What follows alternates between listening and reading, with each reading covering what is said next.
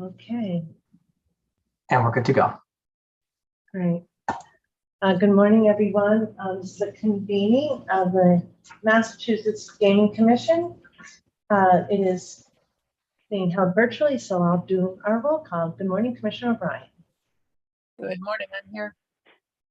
Good morning, Commissioner Hill. Good morning, I'm here. Good morning, Commissioner Skinner. Good morning, I'm here. Good morning, Commissioner Maynard. Good morning, I'm here. All right.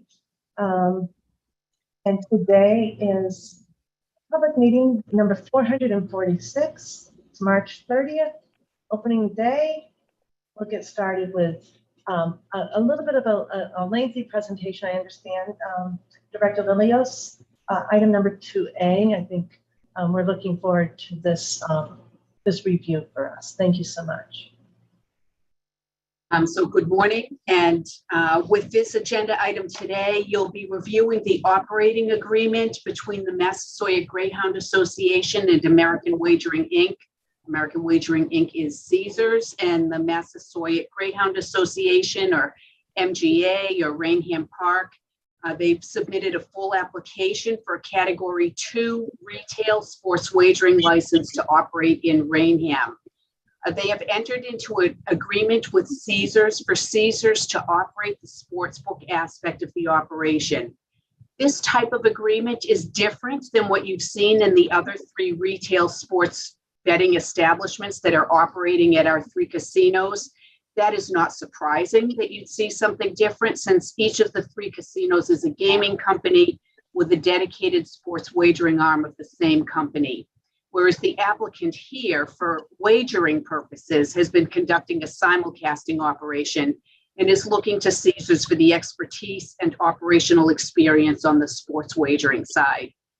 Senior Enforcement Counsel Kathleen Kramer will be taking the lead for the IEB here in highlighting certain provisions of this agreement that we hope will give you insight into the arrangement and assist you in your overall assessment of the application as we move forward throughout this process.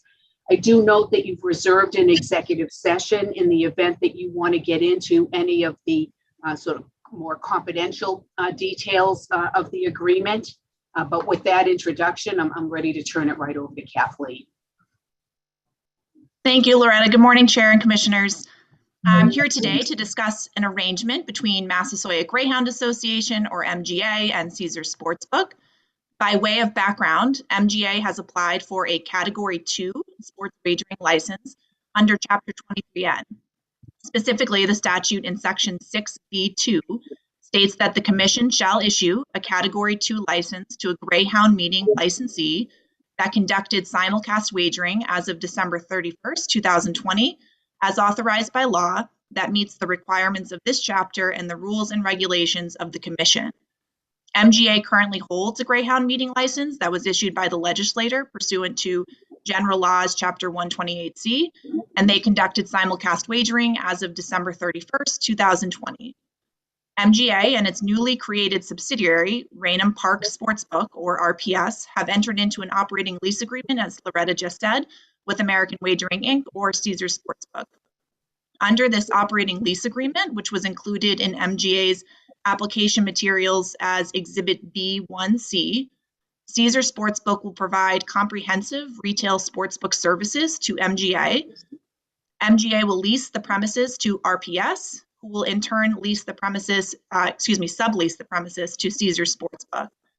Caesars Sportsbook will manage and perform substantially all of the operations and regulatory compliance functions of the sports wagering operation. Caesars Sportsbook will also manage the retail parimutuel race betting operations within Rainham Park per the agreement. The IB has submitted a memo to the Commission which highlighted certain provisions of the operating lease agreement for the Commission's review. As a result of this agreement, the IB has determined to treat Caesars as an entity qualifier for MGA pursuant to Chapter 23N, Section 5B, and 205 CMR 215. This is based on the premise that Caesars Sportsbook will act as the operator of the retail sports wagering at Rainham Park and therefore have significant influence over the decision concerning MGA sports wagering operations if the Commission were to award MGA with a Category 2 sports wagering license. Treatment of Caesar Sportsbook as a qualifier ensures that the highest level of investigation and standards of suitability apply. As Loretta noted just earlier, given that this is a different arrangement and one we have not seen before, the IAB wanted to bring it to the Commission's attention. It's my understanding that we have representatives from both Caesars and MGA here today, and they can provide an overview of the agreement if that's helpful for the Commission at this point. And of course, I'm happy to answer any questions or discuss any specific provisions of the agreement that I included in the memo. Thank you. Questions for Kathleen?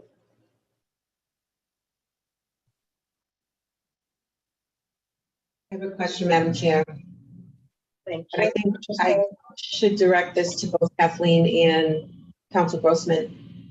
Any concerns with the agreement itself? I understand that, you know, the basis for this discussion is to advance your recommendation that Caesars be looked at as a qualifier, but any concern about any of the terms of the agreement itself?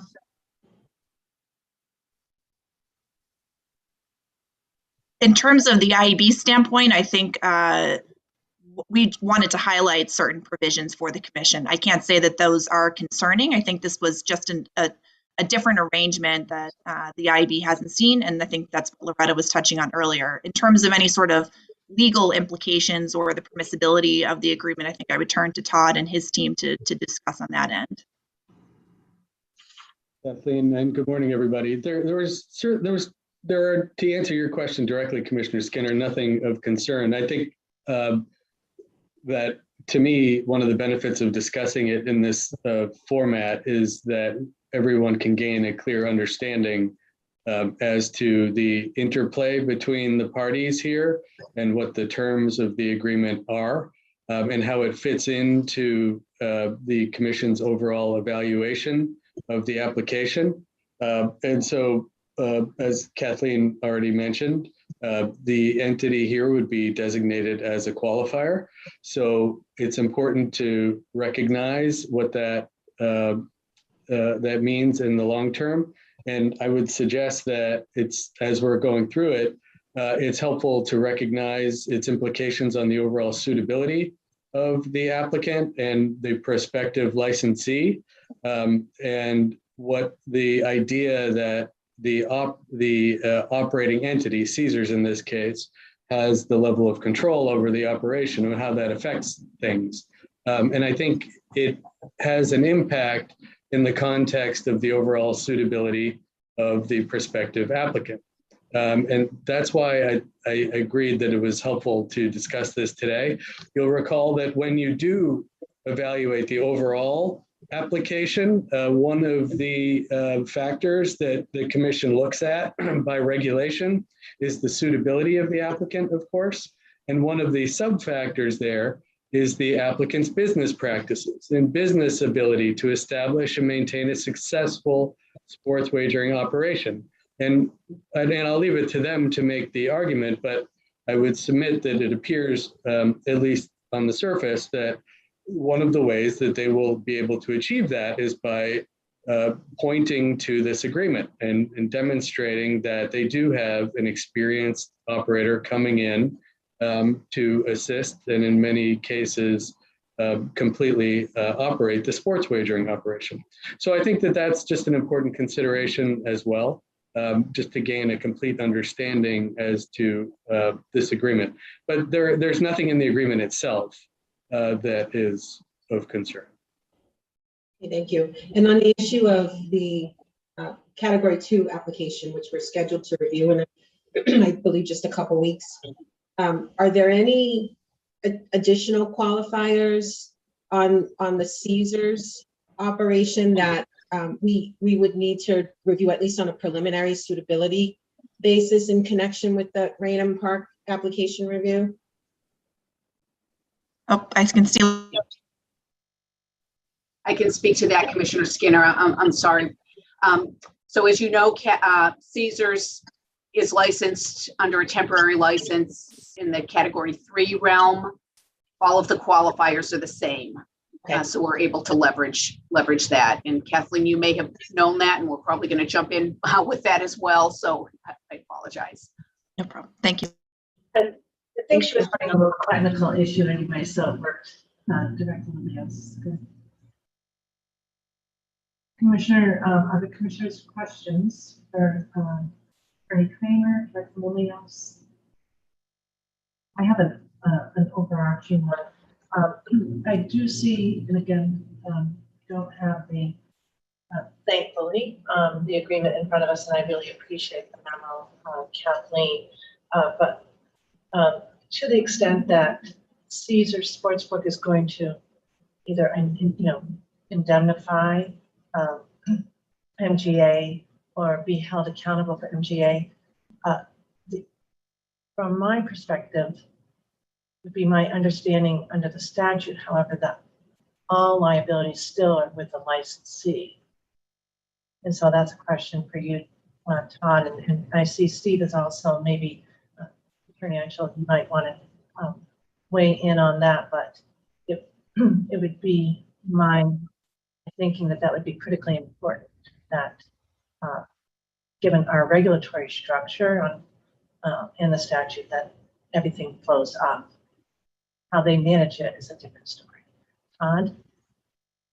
Yeah, that's an excellent point, and I think there are a couple of things along those lines. And of course, the commission will have another opportunity to look at this agreement in the context of the review of the application. But I think that is a critical point to ensure ultimately that the responsibility remains with the applicant here, Raynham Park, essentially, and that none of it is delegated away by contract or anything along those lines. So that's kind of at the core, I think, of the review of this agreement, to make sure that responsibility remains with the applicant and presumptive licensee. So as a follow-up to that, Todd, I would assume that even if it looked like it delegated away, it couldn't legally delegate it away under the statute and our regulations. So even if that were the hope of our licensee, that they would still be held accountable. I'll turn to our guest if it's appropriate, if they want to weigh in, if that's what you're imagining as well. Good morning, Chair. It's Jed Nozel. How are you? Good morning. Nice to see you. Good. Good morning, Chair. Good morning, members of the Commission.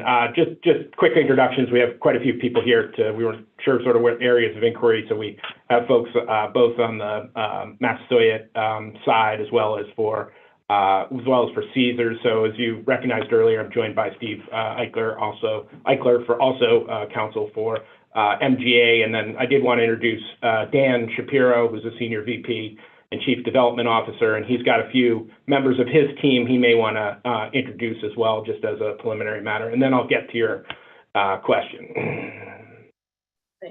Thank you. And again, Steve, I apologize. Eichel, not Eichel. I want to do that. It is Eichel. It's Jed.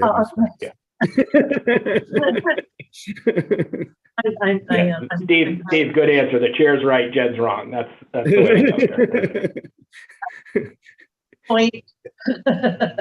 as they say, the expression, it has the benefit of being true.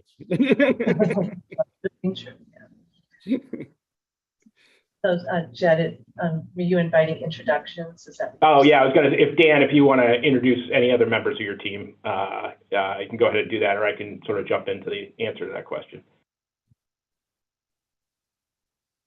I think you're muted, Dan. Yeah, Mr. Shapiro, just. Sorry about that, and good morning, everybody.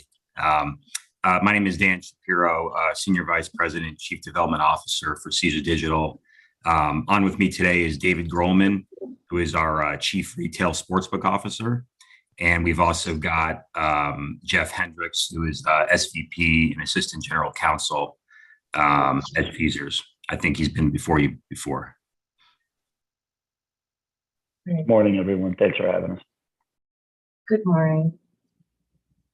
So, Chair, I'll just go back to your original question. I think as a from a legal perspective, you are correct. We can, on behalf of Massasoit Greyhound Association, we cannot contract away our licensing obligations. And in fact, you'll hear us say this here, you'll hear us say this when we're in front of you in a few weeks, that ultimate responsibility of the Commonwealth and of the Commission regarding all aspects of the retail sports wagering are going to reside with the licensee. And as we refer to here, Raynham Park. And as you'll see, I think in the review of the application next month, we've built a management and corporate structure in order to meet that responsibility. So there will be one entity certainly here with all of that responsibility. And we have the benefit, as Todd pointed out, of being able to contract with a very experienced operator to help us carry out the day-to-day operations. But from a regulatory and licensing point of view, MGA or Raynham Park will be ultimately responsible for all sports wagering on the premises. Thank you, very helpful. Other questions for Attorney Kramer? Director Lilios, can we take advantage of our guests here and have them make statements, or how would you like to proceed? I think it's a great idea to ask, maybe starting with Attorney Nozel, if he would like to give a summary highlighting, he understands what this commission is concerned with and interested in, and has a lot of insight into how this application process may work. And I think this is meant as an education opportunity for the commission. There's really no decision point here. There's no approval needed for this contract for the reasons, Chair, that you pointed out. We already have our regulatory and statutory scheme, and this agreement cannot supersede those. But Jed, I'd invite you to jump in if you would like. But there are no particular, I echo Todd's comments. It's not so much the particular areas of concern we wanted to bring to your attention, just the, sort of the construct of this application, as well as maybe starting to give forethought to, as we proceed in the process, if there are any conditions, at least I'm thinking about, and have talked to Todd about as we move forward, are there particular conditions that would want to attach to any grant of a license given this arrangement? So I'll turn to. So, Chair, I'm happy to give you, a brief overview, and obviously we'd answer any questions. Again, I know at the beginning of this is a fairly sensitive document from a commercial perspective. So, if there are any questions regarding anything, on the commercial side, we certainly like to respect that confidentiality. So I'll give a broad overview, really from a licensing and regulatory perspective. And obviously we have the Caesars team here who I think can also talk about how this model has been used and has been successful in other jurisdictions as well. So, again, we're not reinventing or doing anything different here in Massachusetts. As discussed sort of early on, really from a regulatory perspective, one of the bigger things or implications for the agreement is actually does it create a set of facts that would change any of the licensing dynamic here.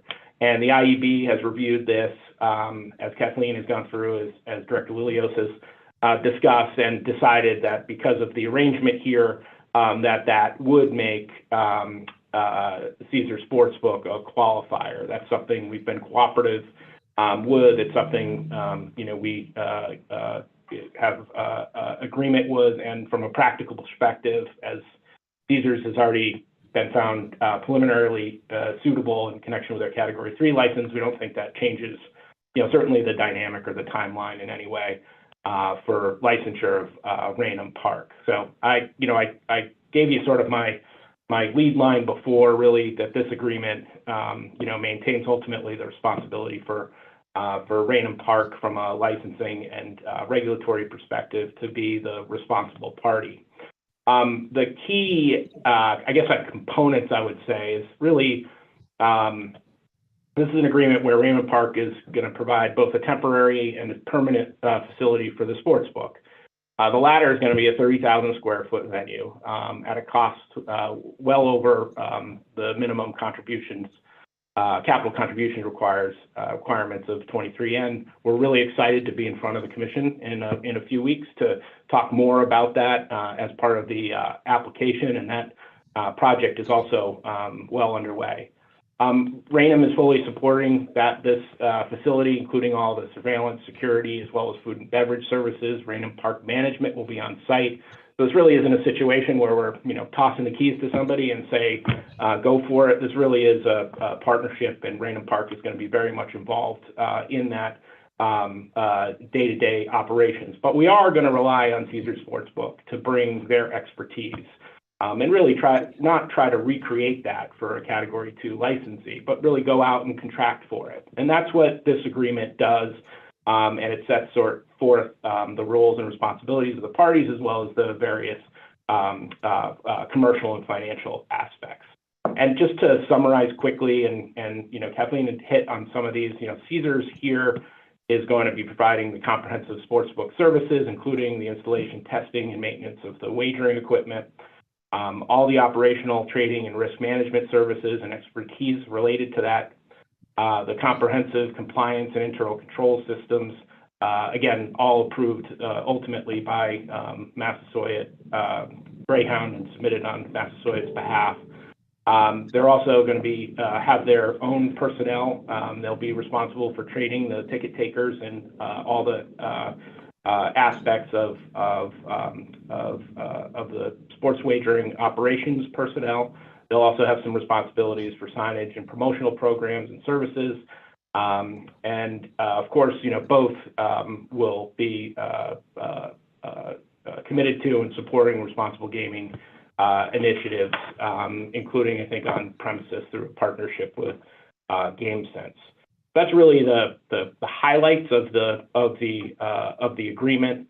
And again, we have a team here that can certainly answer any questions that the commission may have. And I think, as Todd pointed out too, this is something we wanted to have an initial conversation with to again deal with sort of that upfront issue primarily on the licensing side. But this will also be part, obviously, of our application, and it is part of our application that will be back in front of you in a few weeks as well. Chair, if I can jump in a moment. Jed, so on the parties to the agreement, there's actually 3 parties to the agreement, yeah. MGA, Caesars, and then this new entity, Raynham Park Sportsbook, or RPS. Could you address that with the commission, that was a newly created entity, the purpose of the entity and how it fits into this agreement? Yeah, and I may ask Steve to jump in here as well. Essentially, that was for, created for corporate organizational purposes, and it's a wholly owned subsidiary of MGA. It has all the same officers, all the same owners, and what it helps us do from an organizational perspective is have the sportsbook operations essentially concentrated in one operating subsidiary, and that allows us, and I think for the commission as well, to keep those operations,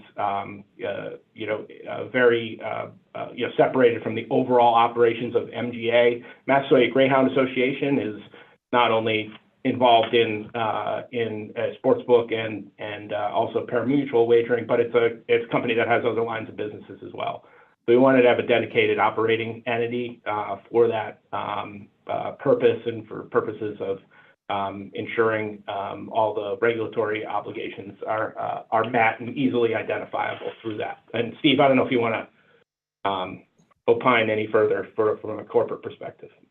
Yes, I mean, I think that that summarizes it quite well. I think, in terms of operations and assets, it's just that MGA as an entity has additional operations, but also other assets, real estate holdings, et cetera, that have their own financial aspects to them. And so one of the purposes of creating RPS was that on an ongoing reporting basis in terms of having financial statements and all that. We could do the sports wagering and simulcasting business on kind of a standalone basis in a single legal entity and make it less confusing for whoever needs to see those, including the commission, without kind of commingling, the unrelated, unregulated real estate operations of MGA. So that was really kind of the primary point there, to kind of keep the reporting clean and non-confusing to all involved. And the only thing I'll add on that, from a licensing perspective, both are designated qualifiers. So there is a full suitability review of both entities, which isn't affected by the structure here. The IEB is looking at all of MGA for purposes of determining its suitability, as well as this new entity, RPS. Madam Chair, Yeah, yes, Commissioner Hill.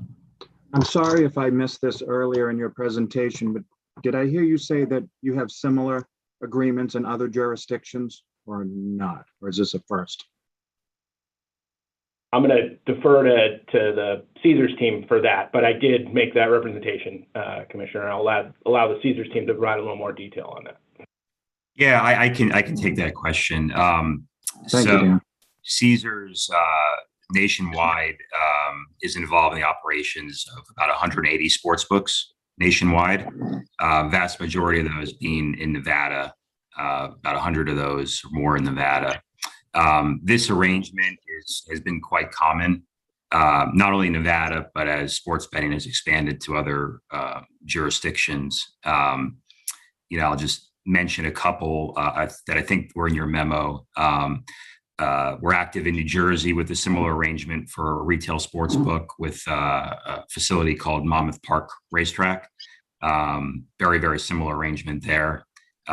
We've also got similar arrangements in Iowa, Washington, D.C., and most recently in Ohio, where we opened up a sports book at Rocket Mortgage Fieldhouse, which is where the Cleveland Cavaliers play. So quite a common arrangement.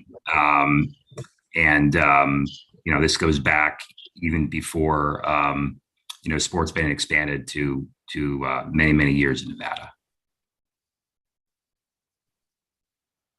Thank you, Dan, and thank you, Madam Chair. Thank you. Shapiro, did you want to add any color to what your expectations will be to affect this arrangement?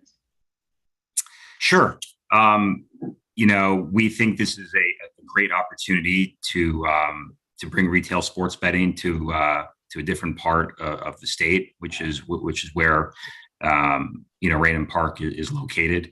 We're really excited about opening a temporary facility as soon as we can after licensing in the current Raynham Park facility, which is currently for simulcasting only, and has a very loyal crowd of pari-mutuel horse racing bettors. So the intent there is to open up a temporary facility while Raynham builds out their larger 30,000 square foot facility adjacent to the current the older facility. So we're really excited to first introduce retail sports betting to the area, and then after that transition to what Raynham Park is building, which is going to be a beautiful state-of-the-art facility, not only for sports betting, but pari-mutuel horse racing. And then you add a great food and beverage component to that as well. So, again, we've done this successfully in many other jurisdictions where you marry the horse racing and the food and beverage aspect, and you create a real experiential dynamics for sports bettors to watch games and to wager on games. So we're really excited about it. Good questions for either Mr. Monsell or commissioners. Madam Chair, I think I have one more, Thank you, Commissioner. but I don't know how to ask it, so I'll just ask it. So will you be partnering with their pari-mutuel horse racing as well, or will you be totally separate from that operation? The intention is when we move to the permanent location. So initially in the temporary location, we wouldn't touch parimutuel. When we move to the permanent location, the intention is for Caesars to manage the parimutuel operation as well. And there are a few reasons for that. One is that we can offer both parimutuel wagers and sports wagers in the same kiosks and terminals. So there's some efficiencies there that we can create and bring in our modern technology to handle those wagers. I think it's also going to be a benefit for parimutuel wagering as well, because it's going to get the product in front of people who may be coming to the facility for sports betting to potentially try out parimutuel wagering. So that's the intent, as we talked about. This relationship was really to bring both together, cross-market them, and create those efficiencies on both sides. Thank you, Madam Chair. Further questions? Commissioner O'Brien, you're not leaning in, are you? No, I'm not. I'm all set. Thanks. Commissioner Mayor, are you thinking, or are you all set? I'm taking it all in. Naturally, my first thought during that, Mr. Shapiro, is we're going to have a situation where we're going to have to think about how a joint kiosk is used with an 18-year-old and a 21-year-old. So, but that's something I'm sure we'll think about going forward. And I can yeah. Oh, sorry, Dan. I was gonna ask that. We actually have been very sensitive to that, and I can tell you that both the temporary space as we're proposing, as well as the permanent space, is going to be a over 21 facility only.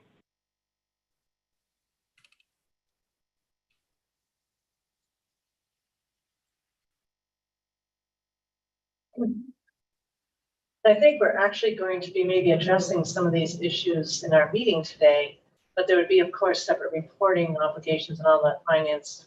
But if you have the technology to sort that all out, we'll hear about that in the application process. So, and for the application process, I'm assuming that while you have the temporary, you'll be addressing temporary and permanent. Chair, we're happy to do it however is most efficient for the commission. I think because we're so far along in the planning process now, I think we are prepared to talk both about the temporary space and the permanent space. I know that you approach that a little bit differently, I think, with Plain Ridge and having it go through the licensing process and then come back and apply for the temporary space. And again, we're happy to do it however the commission would like, but we will be prepared to talk about both on the 12th. Thank you. Other questions? Just a riff on that, Chair. I would be interested, when I know we're not talking about it right now, but about how that investment goes towards the statutory obligation and requirement too. Just throwing that out there.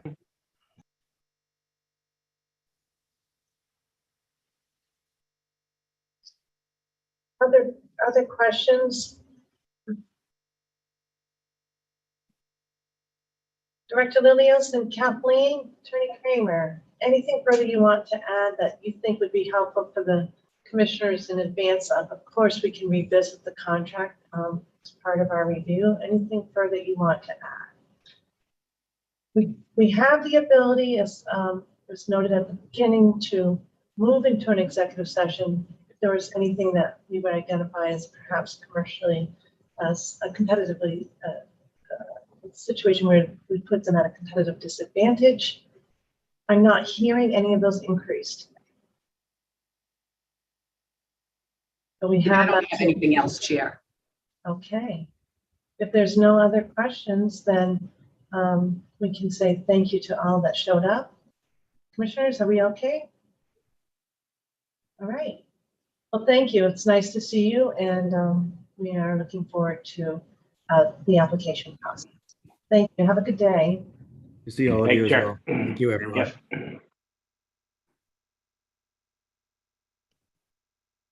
Okay. Thank you, Kathleen. Well Thank done. I think the thoroughness of your memorandum included a lot of questions, so thank you so much. All right, so now moving to 2B, Director Lopez, are you managing that or what are your comments? I'll handle that, Chair. And this is just a very brief update. I wanted to inform you of a matter that was publicly announced by the SEC and also reported in the media. It pertains to Mr. Jake Paul, who's a qualifier for the BEDAR Category 3 license. On March 22nd, the SEC announced charges that it filed in federal court. The main charges involved 3 crypto companies and their entrepreneur owner. In the same announcement, the SEC announced that it also charged 8 individuals, all described in the announcement as celebrities, for illegally touting 2 of the crypto companies' asset securities.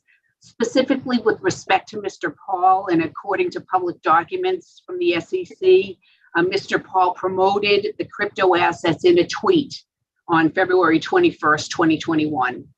He did not disclose that he was being paid to give publicity by the company offering and selling the crypto to the public. He promoted the security on Twitter in exchange for a payment of crypto assets valued at approximately $25,000. Not disclosing this compensation violated the Federal Securities Act, which makes it unlawful for any person to promote a security without fully disclosing the compensation from the issuer. 6 of the 8 individuals charged agreed to pay a total of over $400,000 in disgorgement, interest, and civil penalties to settle the charges without admitting or denying the SEC's findings. And Mr. Paul paid a disgorgement of around $25,000, basically covering that amount of the value of the asset, with interest and a civil penalty of approximately $75,000 to resolve the matter fully with the SEC. Within 24 hours of the resolution with the SEC, BEDAR notified the IEB, and I do note that the company BEDAR was not a party to this matter in any way. So this is something that the IEB will review in the course of our full suitability investigation into BEDAR. I did want to acknowledge it here. Again, it's been a public matter. I know many of you saw it in the media. Want to let you know the IEB is aware. Company did notify us, and we will look in more detail as part of the full suitability review. Thank you, Director Lilios. Any questions? Yeah, Brian? Loretta, just for clarifications, they gave 24-hour notice to IEB within knowing he was being looked at or knowing they had resolved it? The resolution. Okay, so they did not notify you that it was pending. They notified you about the resolution? And that is an area that we will be looking at. And Okay. We are currently in the process of, we usually send a letter to our licensees really spelling out their duties in much more detail than the regulations. And we have talked about having a meeting with all of our licensees as we issue that letter. We have not done that yet. So, that's on our, that's a high priority item for us right now. Great, thank you. And I'll follow up, Director Lilios. We don't know if, in fact, the SEC may have prohibited any discussion either. Or its public announcement. Yeah, I don't know that. Okay. So that's part of your review too. All right. Correct. Other questions for Director Lilios? Thank you. Okay. Thank you for that update. I think that Director Lilios, is that it for you today?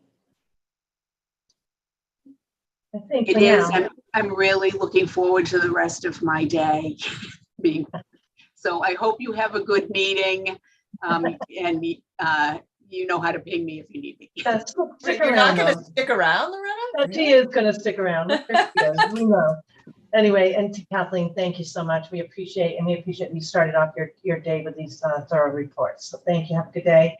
And we'll turn right to sports wagering. And I should note that Executive Director Wells would be here today, but she is, I am very pleased to say she's taken some well-deserved vacation time, and she is enjoying some sunshine and warm weather.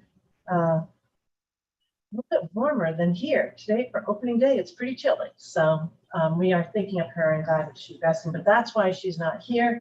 Turning now to Director Ban. Thank you, Madam Chair, Commissioners. Today, we're going to present you the House rules for better. And Mr. Carpenter will do the presentation on this. Good morning, sir.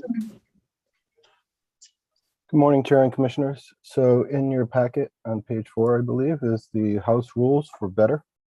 Better addressed all the comments made by the commissioners in previous meetings for the 6 licensees that went live on March 10th. Pretty much straightforward. Better has a very slim amount of rules due to their limited wagering of just football.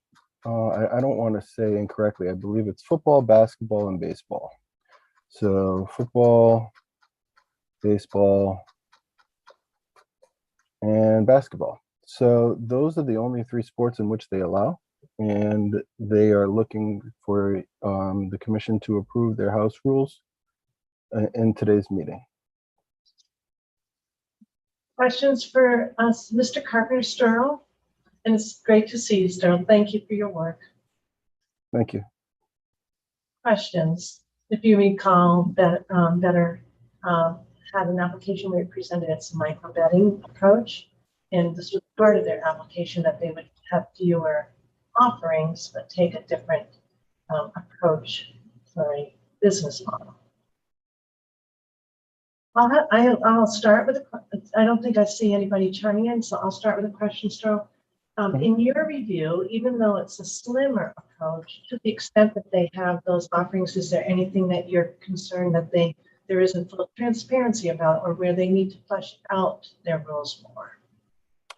So there were several areas that have been addressed by Better. We brought to their attention. They also placed in there that in the event of incorrect events or odds that we have seen recently, they actually even posted in there what steps they will take in their house rules when avoiding any wager if they were to accept one that was not acceptable in the Commonwealth.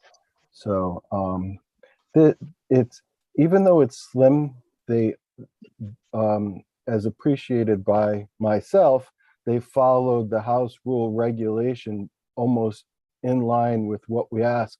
So you can tell that there's a compliance team that was looking directly and specifically at our regulation, which of course most of the really large companies are already established in other jurisdictions, and instead of rewriting or creating the wheel, they try to mush their stuff into ours.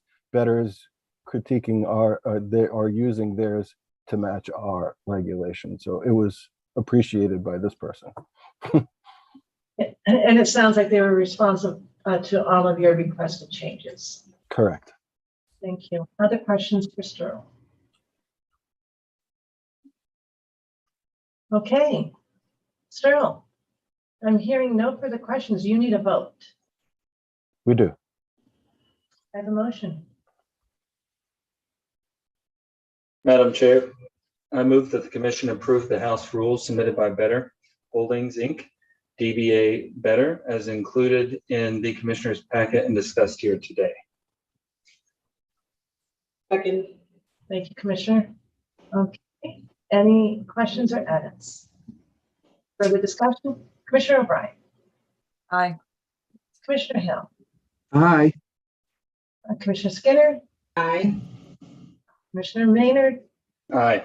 And I vote yes. 5-0. Sterl, all set. Thank you. And I know that we're going to Thank be you. revisiting the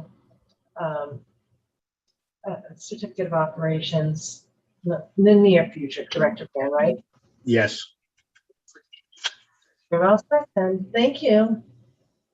Moving on to legal.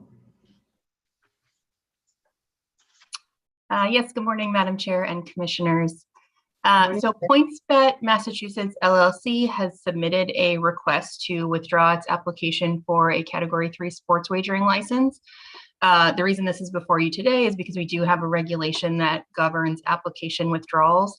205 CMR 213.02 requires that if an application has gone through the hearing or evaluation process, or actually more specifically, even if the hearing or evaluation has been requested and the commission has determined to hear the application, a request for withdrawal of that application must be expressly approved by the commission upon a finding of good cause.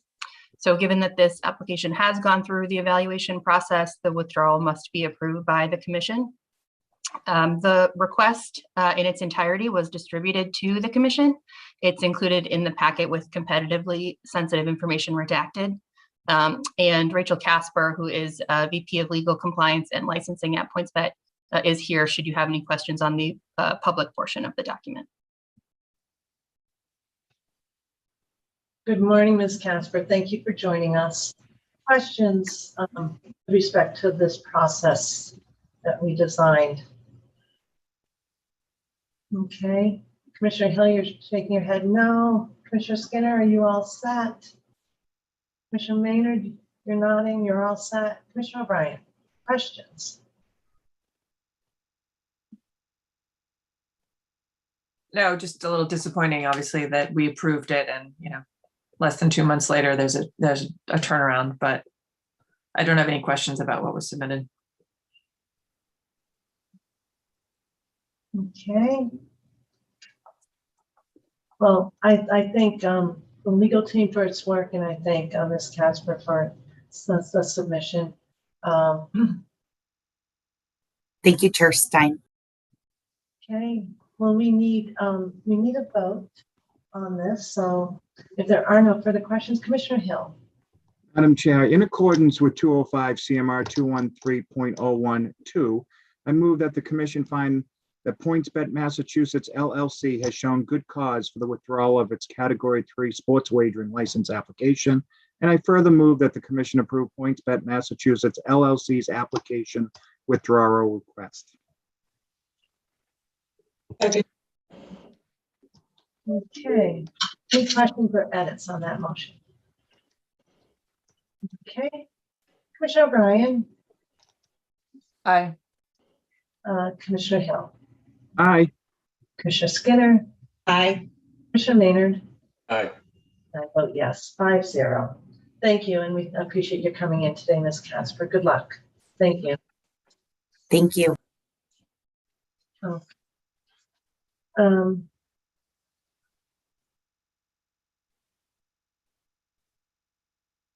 So we are now, Carrie, moving on to item 4B. We have a number of comments and related materials in our packet. Is this you, Todd, today? I will, yes, I'd be happy to jump in on this one, Madam Chair and Commissioners, and hello again. If I may, there was a question raised as to whether wagers on horse and greyhound racing may be offered by sports wagering operators, i.e. whether that activity can be included in the Commission's catalog of approved events. And the Commission has addressed this issue previously and determined that wagering on horse and greyhound racing is not permitted.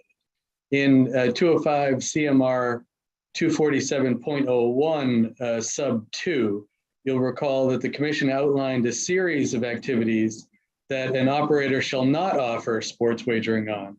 And therein, the Commission expressly prohibited horse and greyhound wagering in subsection D. There are a number of reasons why, in my opinion, that was a sound decision and need not be disturbed here. And they include both legal reasons and policy-based reasons. And I'd be happy to just run through those with you now. So the first place to begin is the definition of sports event in Chapter 23N, that's in Section 3. You'll recall that the definition affords the Commission fairly broad, but not unbridled discretion to determine what types of wagers will be permitted. The term sports event is defined as a professional sport or athletic event, collegiate sport or athletic event, a collegiate tournament, motor race event, electronic sports event, or other event authorized by the commission under this chapter. And it's this other event language that gives rise to the issue before you here today. That is horse racing and greyhound racing the type of other event that Chapter 23N contemplated when it included this language? And to answer this question, it's helpful to look at a few other areas of the law. As we know, wagering on horse racing and greyhound racing is specifically authorized under its own discrete body of law. This includes both wagers on live races at the track, as well as simulcast wagers on races conducted at other tracks. This process is set out largely in chapters 128A and 128C of the general laws. So the question here is, what is the correlation between chapters 128A and C and chapter 23N? And one way to look at it is that the racing laws have expressly occupied the space that sets out the requirements that have to be met in order for one to offer wagering on horse and greyhound racing. And that absent a clearly expressed legislative intention to do otherwise, that should remain the sole and exclusive authority on the subject. By its very terms, Chapter 128A, Section 13 expressly criminalizes holding or conducting a gambling pool or managing any other type of wagering or betting on the results of any horse or dog race, except as permitted by Chapter 128A. That is just a further indication that wagering on racing was intended to be confined to this statutory construct that's set out in chapters 128A and C.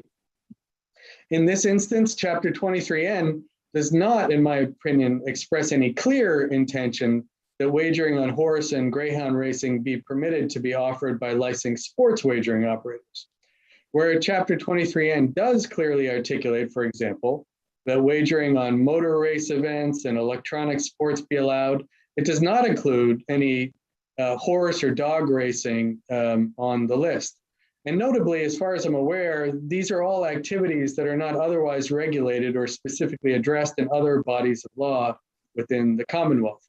Accordingly, the Commission has complete discretion as to how and whether to allow wagering on those activities. By contrast, racing is clearly addressed elsewhere, including again in Chapter 128A. One of the other areas that it is addressed is in the Interstate Horse Racing Act, which is federal law, and that would likely be implicated in the event that racing were included in the catalog. That act, the federal act, which is actually directly referenced in Chapter 23K, Section 7, and the Gaming Commission is designated as the host racing commission. That act sets out a series of approvals and authorizations from host tracks and associated horsemen's groups that requires certain terms and conditions be in place prior to such operation. So at a minimum, it would likely not be as simple as just including racing in the sports wagering catalog if the commission were so inclined to do so. In sum, the jurisprudence in Massachusetts requires, as you know, that we read all laws in harmony with one another when deciphering their intent, and that we assume that statutes do not radically change the law unless the change is clearly expressed. I would submit to you that that's not the case under the statutory construct under 23N, where Chapter 123A and C do actually address this issue squarely. Those are, that's the legal piece of it. There are a series of policy related concerns that would be associated with including racing in the catalog as well. Many of them were expressed in the series of written comments that we have received that the chair referenced. Namely, that if the practice were to be allowed, the takeout structure and associated revenues that the racing laws require to be directed to the racing industry under Chapter 128A and C would not be in place. And this revenue stream is protected when such racing wagering is offered via an ADW provider as the wagers there would flow through the approved racing entity and be subject to the racing laws. This would not be the case should wagering be permitted on horse racing and greyhound racing be permitted under Chapter 23N. So in sum, the issue is presently addressed in the regulations. I thought this was a helpful opportunity to add a little bit more clarity to that issue in the event that it were to be something that the commission is inclined to address now or in the future. But those are the points that I wanted to make. I'm certainly happy to address any of those points further or take any questions at this juncture. Commissioners?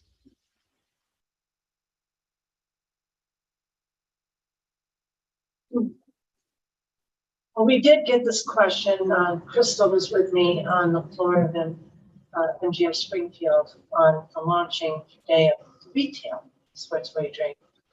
And forgive me, I did not remember at the time that it was in our regulation, and it's under that whole list. I just was double checking the reg because I saw pen triggered my memory last night that it was in there, and it's under the prohibited activities. So we did. That's a pretty fulsome list. So we had that in mind when we that it would be prohibited. With that said, the legal analysis that we've been given is that to do contrary would not be consistent with the statutory structure. Is that fair? Yes, that's exactly right. Yeah. Okay. Any other comments, questions? Commissioner Hill, are you moving? I'd be happy to move. I was just going to say, I think this was an easy one today on this particular issue.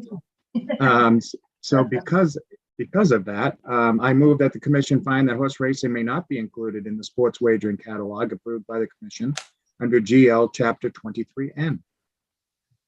Second. I didn't mean to interrupt Commissioner Hill with a giggle, but yeah, easy. We like that. Thank you. A second. Yep, second. Thank you, Commissioner Bryan. Madam Chair, I just have a process question. Since this matter has already been decided in the regulation, do we even need to vote?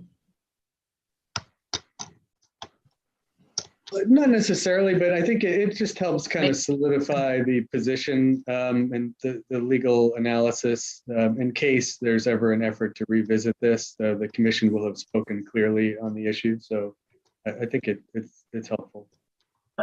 Perhaps another way for me to think about it, Commissioner, that's why I asked the question, is the reg does stand, but we could change the reg.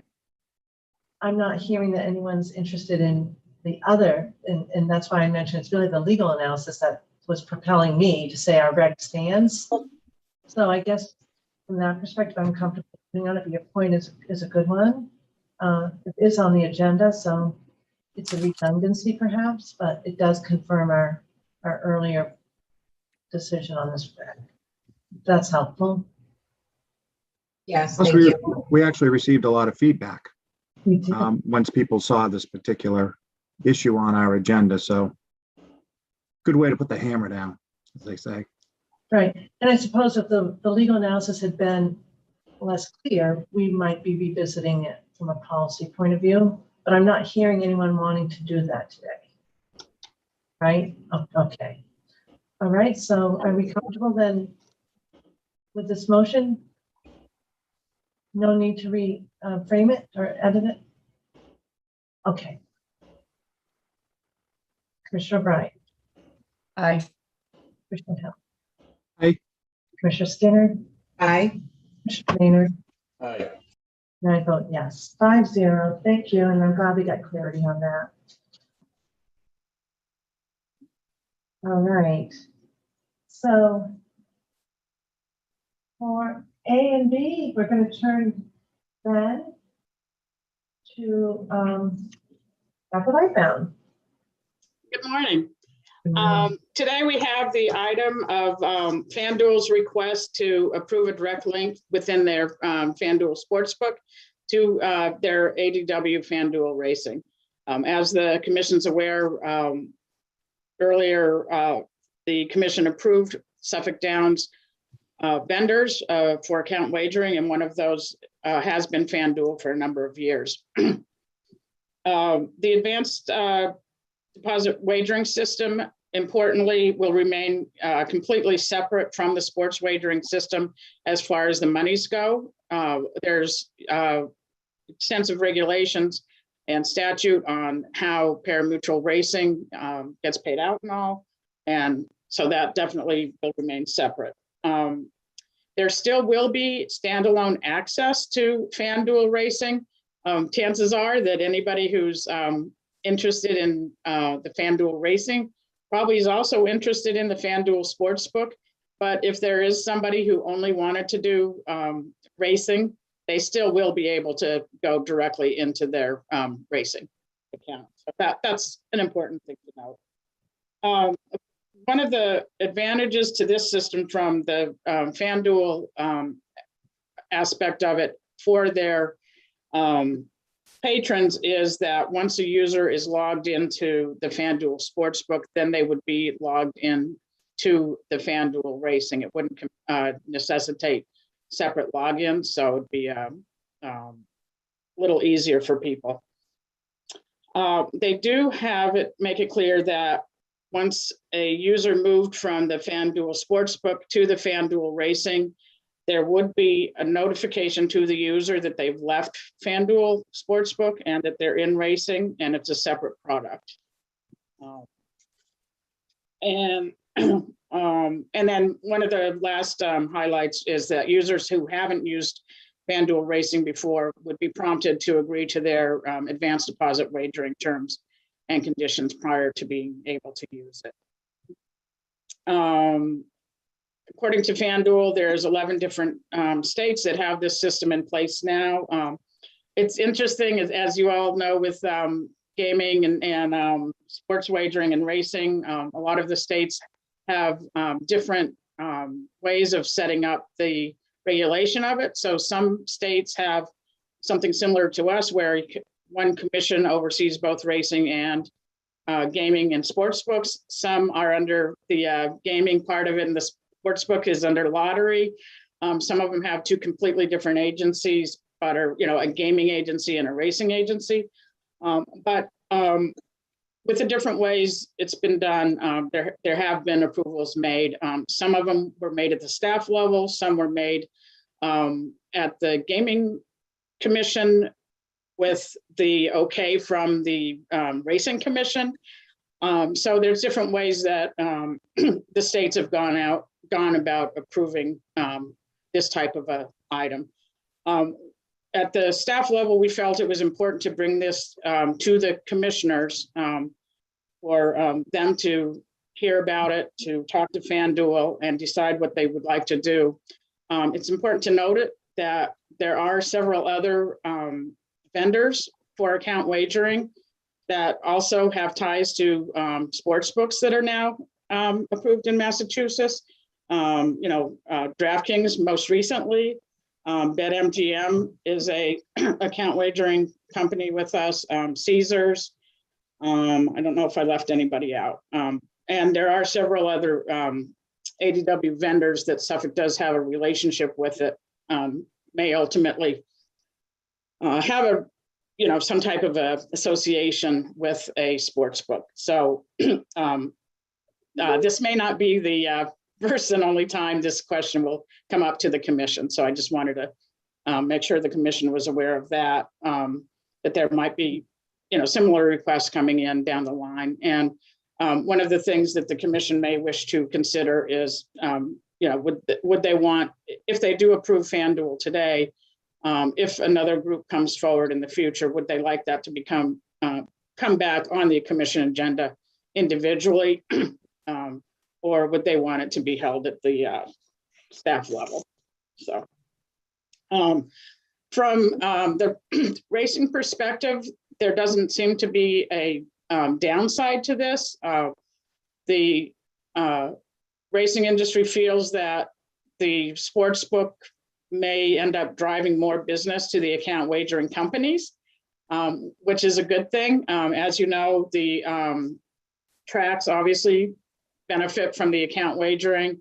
The horsemen's purses also do, and the racing division's budget also gets part of the account wagering revenue. As you've seen on our annual report, it's actually a significant part of our budget right now.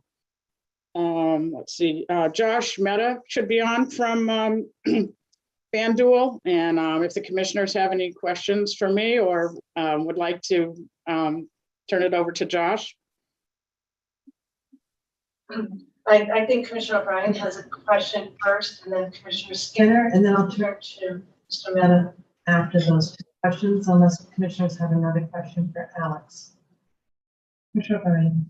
So Alex, I had two questions. One has to do with, I'm assuming the licensees that have the ADW relationship with FanDuel are in support of this request. I mean, you're saying that the feedback is you think it'll drive up business, linking them in with the sportsbook. I just want to make sure that conversation's actually happened, because this is a change to the relationship. And then the second is whether, I mean, they kind of have to keep their standalone because of the 18-21 difference. And so I wanted to make sure if someone's toggling back and forth, there's no risk an 18-year-old is going to backdoor their way into FanDuel Sportsbook. So from the track standpoint, Mike Buckley, the COO of Suffolk Downs, is actually the one who asked for me to arrange a meeting between him and FanDuel for this. And on a slightly separate note, Steve O'Toole mentioned that they don't have any issues with this particular item as well. Okay. And then maybe FanDuel can answer the other 18-21 question I had. Sure. Could we hold on it just for 1 second? Sure. I'll start to Commissioner Skinner, please. Thanks. I just had a general question as to the difference between this request by FanDuel and the request from DraftKings we heard last week.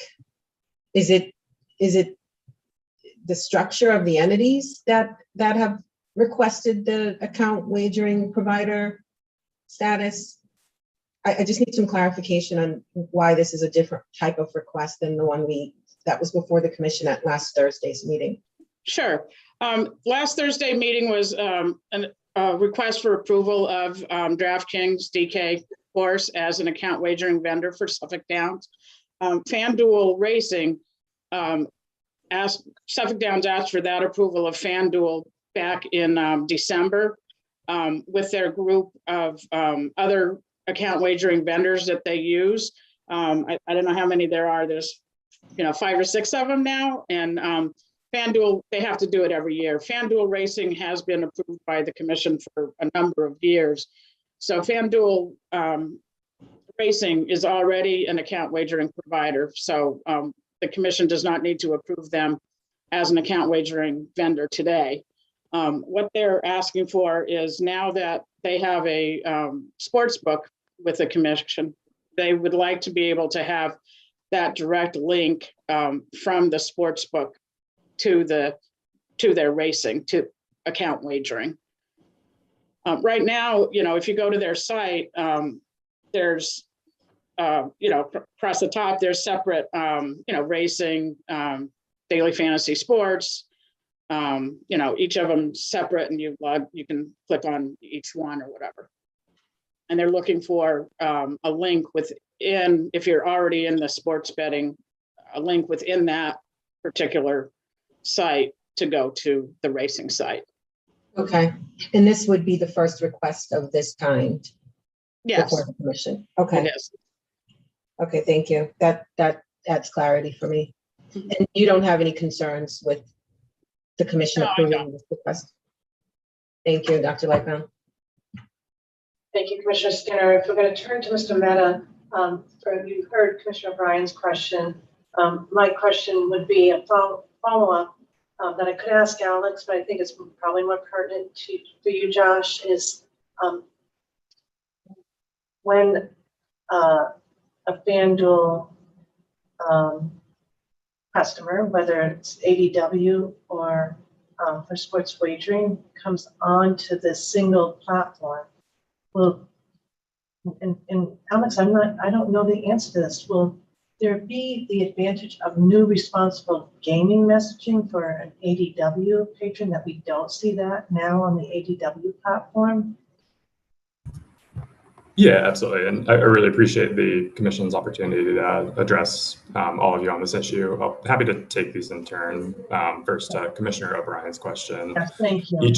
Each of the products that we offer have different age requirements on different jurisdictions, and we have an eligibility service on the sports betting system that's been certified by GLI to ensure that only individuals over the age of 21 in the Commonwealth will be able to participate in sports wagering. This, effort has no bearing on that. It doesn't affect whether ADW users in the Commonwealth are able to participate in sports wagering if they are between the ages of 18 and 21. Those eligibility determinations are made on a product-by-product basis. And then before turning to Chairwoman Jett-Stein's question, happy to address any follow-ups. Yeah, so I guess my question is, if somebody has an ADW, there's no way that they can toggle in, right? Correct. They That's have correct. to independently establish. They would have the to sport independently. wagering KYC. That's correct. They would have to independently establish, and they would have to pass KYC on the sports betting side, which does have different KYC standards than the ADW KYC standards. Okay, but if you're going back from ADW into an existing sports wagering, there's no reconfirmation of 21 plus, right? The assumption is it's the same user and the KYC. Yeah, so maybe for additional clarity, I guess on the ask, it is the sports betting application itself that this FanDuel Racing access point would be put within. There is no analogous access point within the standalone FanDuel Racing mobile application. So there's no way to go from the standalone racing mobile Got it. So they're application distinct to the platforms. FanDuel Sports. Like they're distinct platforms. Okay, great. Thank you. Absolutely. And then yes, to Chairwoman Jett-Stein's question, we do have we apply our responsible gaming tooling across all of our products because we do think as a business that is best for all of our consumers. So it would introduce additional responsible gaming tooling. It would make it more visible as well because individuals that are in the Commonwealth that are sportsbook users going over to ADW may not be aware that these things exist. So with a lot of the messaging that the commission has put forward and a lot of the game sense resources that has been requested to include on the platform, those would be visible both from within the sportsbook experience and then through messaging on the transfer screens that are in your packet for when the person is transitioning over to our entity that operates ADW ODS technologies in the Commonwealth. Commissioners, I'm not clear on our regulations whether we ever require our team messaging for the ODW. Commissioner Maynard, you may have taken a peek at the regulations, but like that, can you help me out? Yeah, I'm not sure. Ahead because we do it on product. Yeah, I'm not sure it's in the racing regulations, but I know that Suffolk and the other, Raynham and Plainridge have all worked with the responsible gaming, even from before there was a gaming commission, even when it was just racing. They,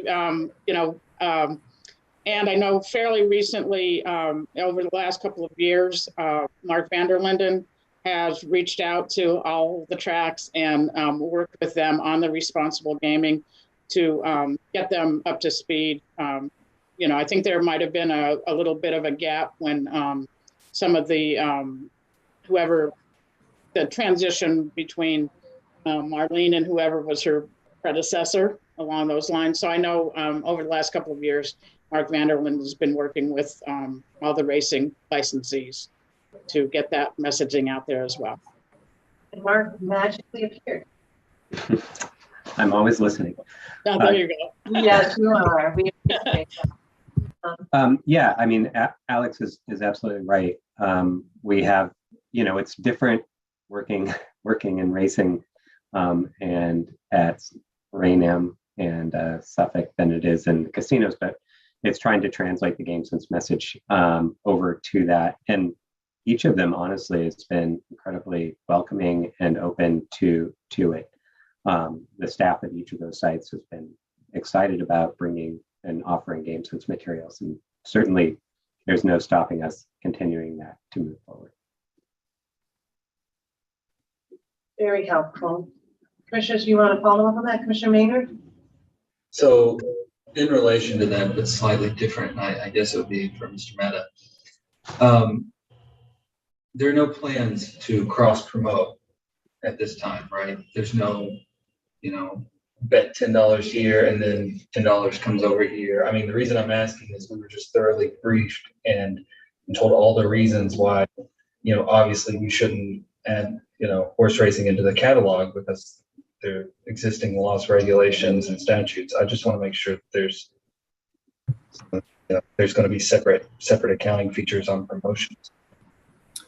There are separate accounting features. I think something we would look to do in the future is to have, some sort of cross promotion to be able to introduce sportsbook users to the ADW experience. I think one of the things that makes us different from the prior discussion is, and this is mentioned in a lot of the comments from the racing industry on the prior issue, the ADW, service that we offer in the Commonwealth today is a 128 service. So as opposed to adding racing to the sports wagering catalog where sports wagering systems are going to be accepting racing wagers, these are wagers accepted by an existing ADW system.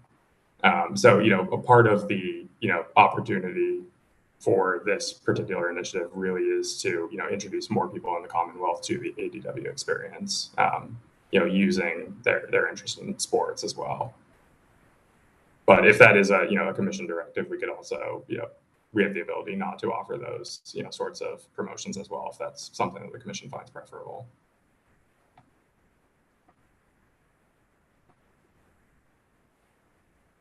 Do you have a follow-up on that, Commissioner Maynard? You're thinking?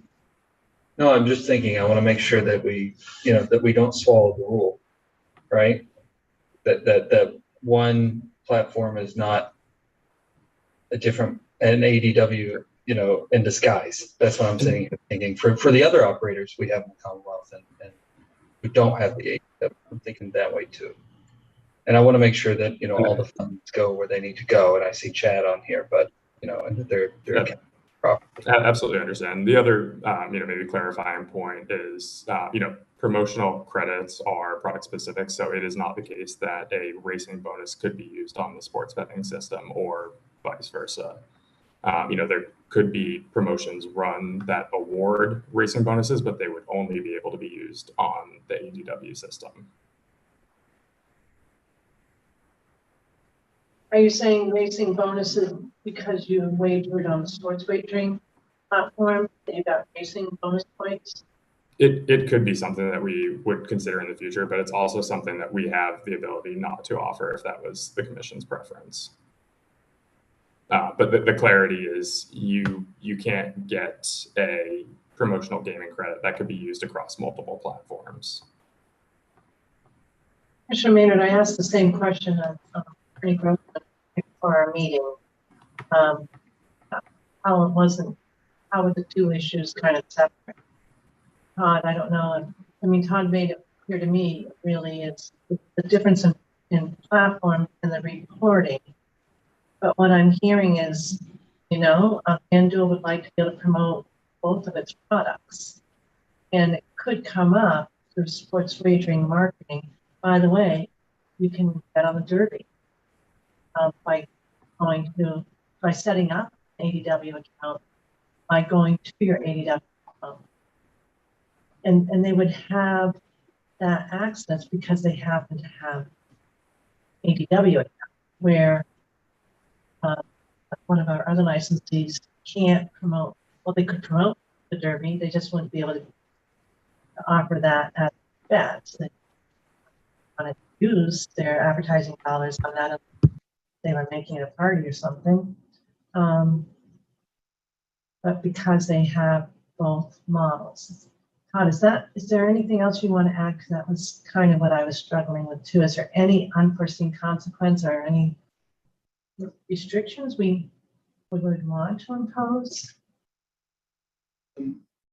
Yeah, no, I mean, I can't see any unforeseen consequences, but I think that it's the key consideration is that in this case, FanDuel and a number of other operators too, as Dr. Lightbound mentioned, is a legally authorized ADW provider. And there's a body of law that governs that activity. And they are a legally authorized sports wagering operator. And there is a body of law that governs that activity. The only question here is whether they're allowed to do it kind of on the same page so patrons can see both of them. And whether the idea that if they're following both sets of laws appropriately, whether there's a concern having them appear on the same page. It's more of a policy question, I believe, than a legal issue. But assuming that all of the legal requirements are being met on both sides of the ledger, there's no, I can't think of any consequences that may arise as a result of this.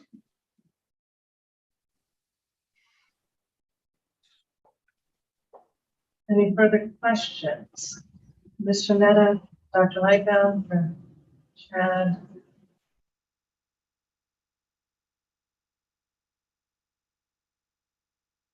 Oh, I think that Dr. Lightbound is looking for a motion.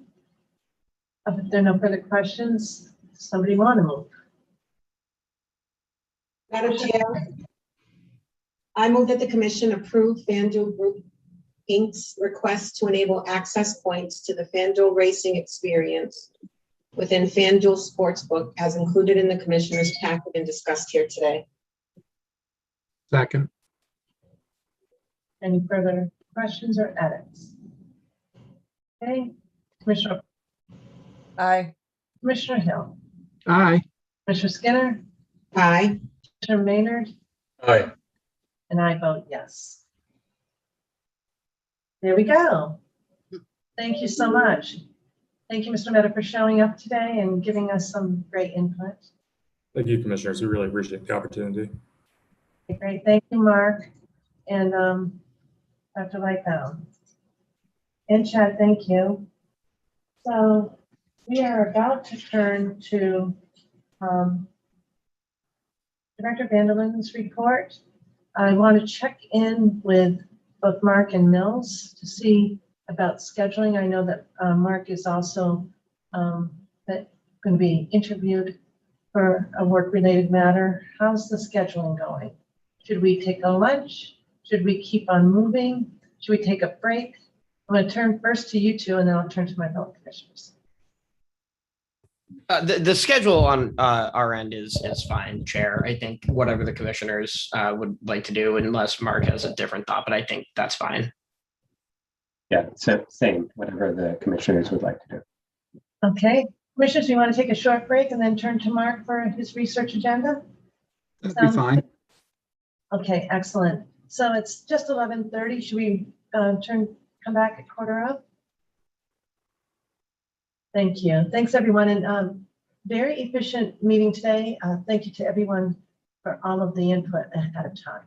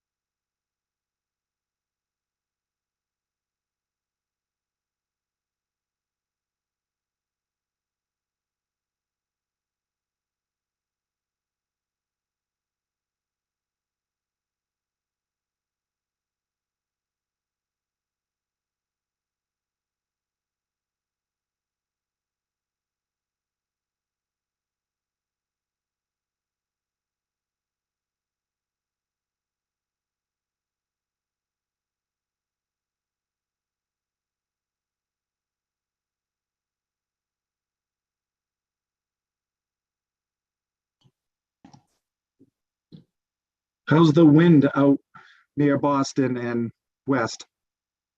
My house is ready to be blown off its foundation. It's so windy here. If I were at home, I could look outside and see something, but there's no indication from here. to be honest. Today was trash day, and there's trash cans like all over the neighborhood.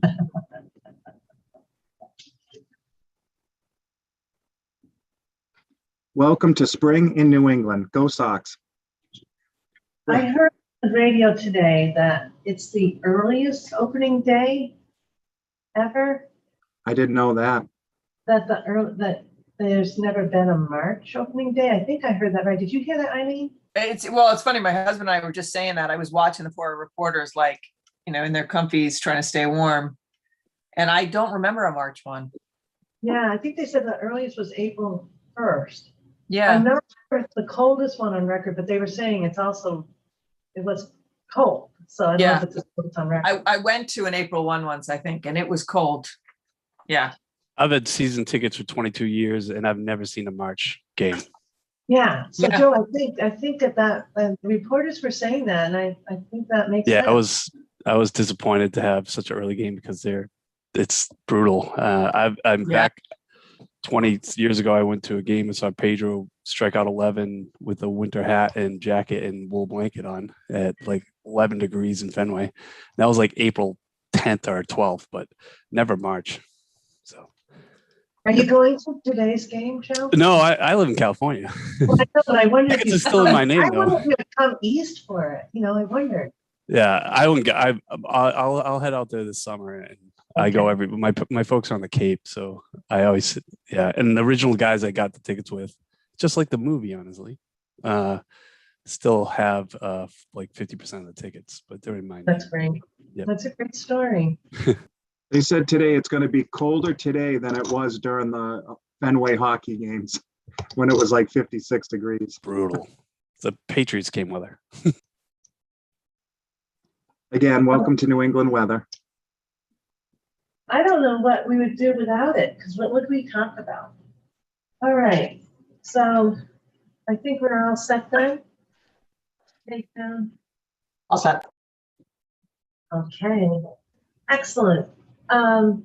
This is a reconvening of the Massachusetts Gaming Commission. I want to thank the team who got through much of our agenda today and record speed with thoroughness, and I think the preparation was so very good. It really helped us, so thank you.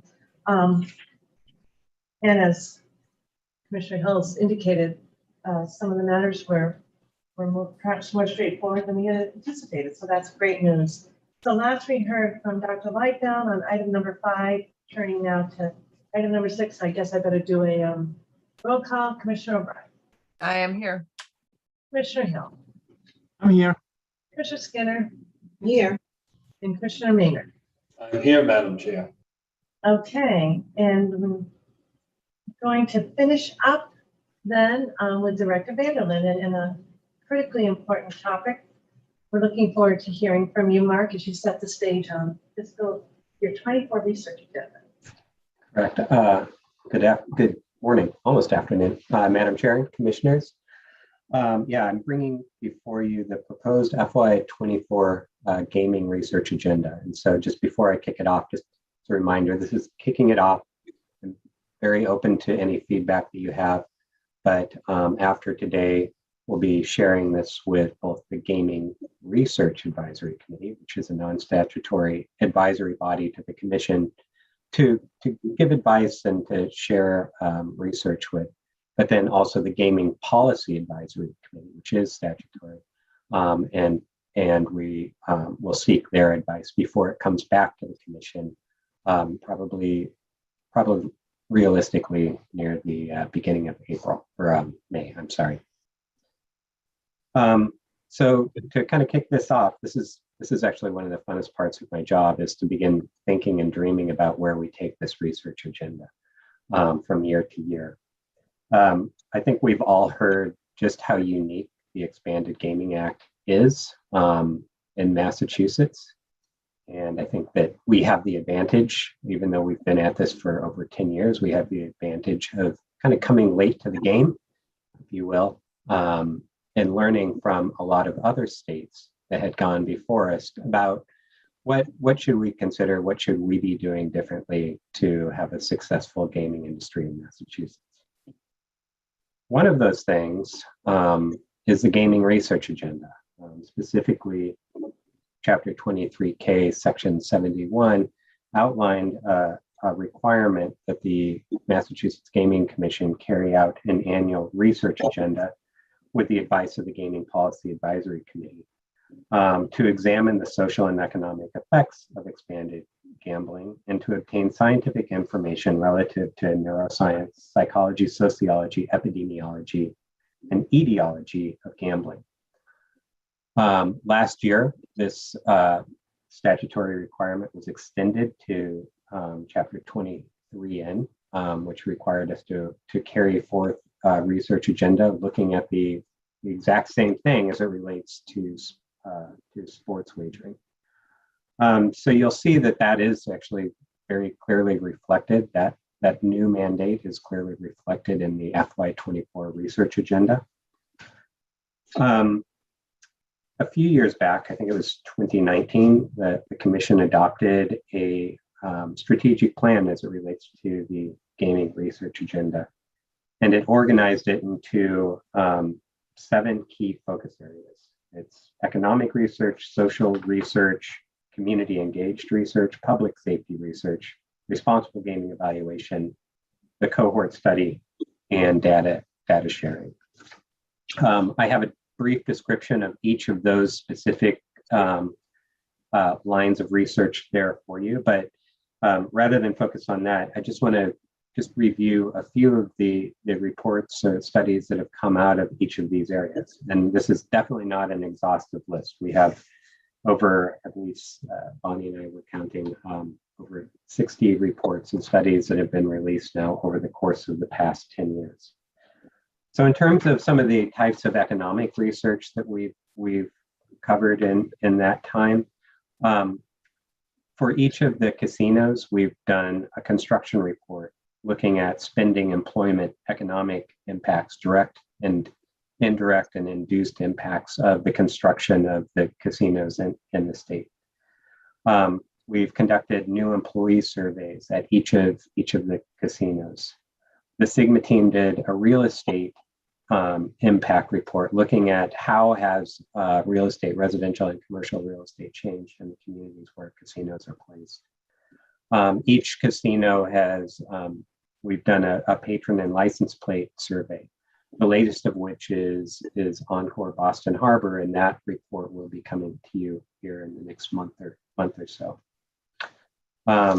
We've done a wide range of different types of social research, kicking it off back in 2013 with the general population survey looking at gambling behaviors, attitudes before the introduction of casinos in Massachusetts.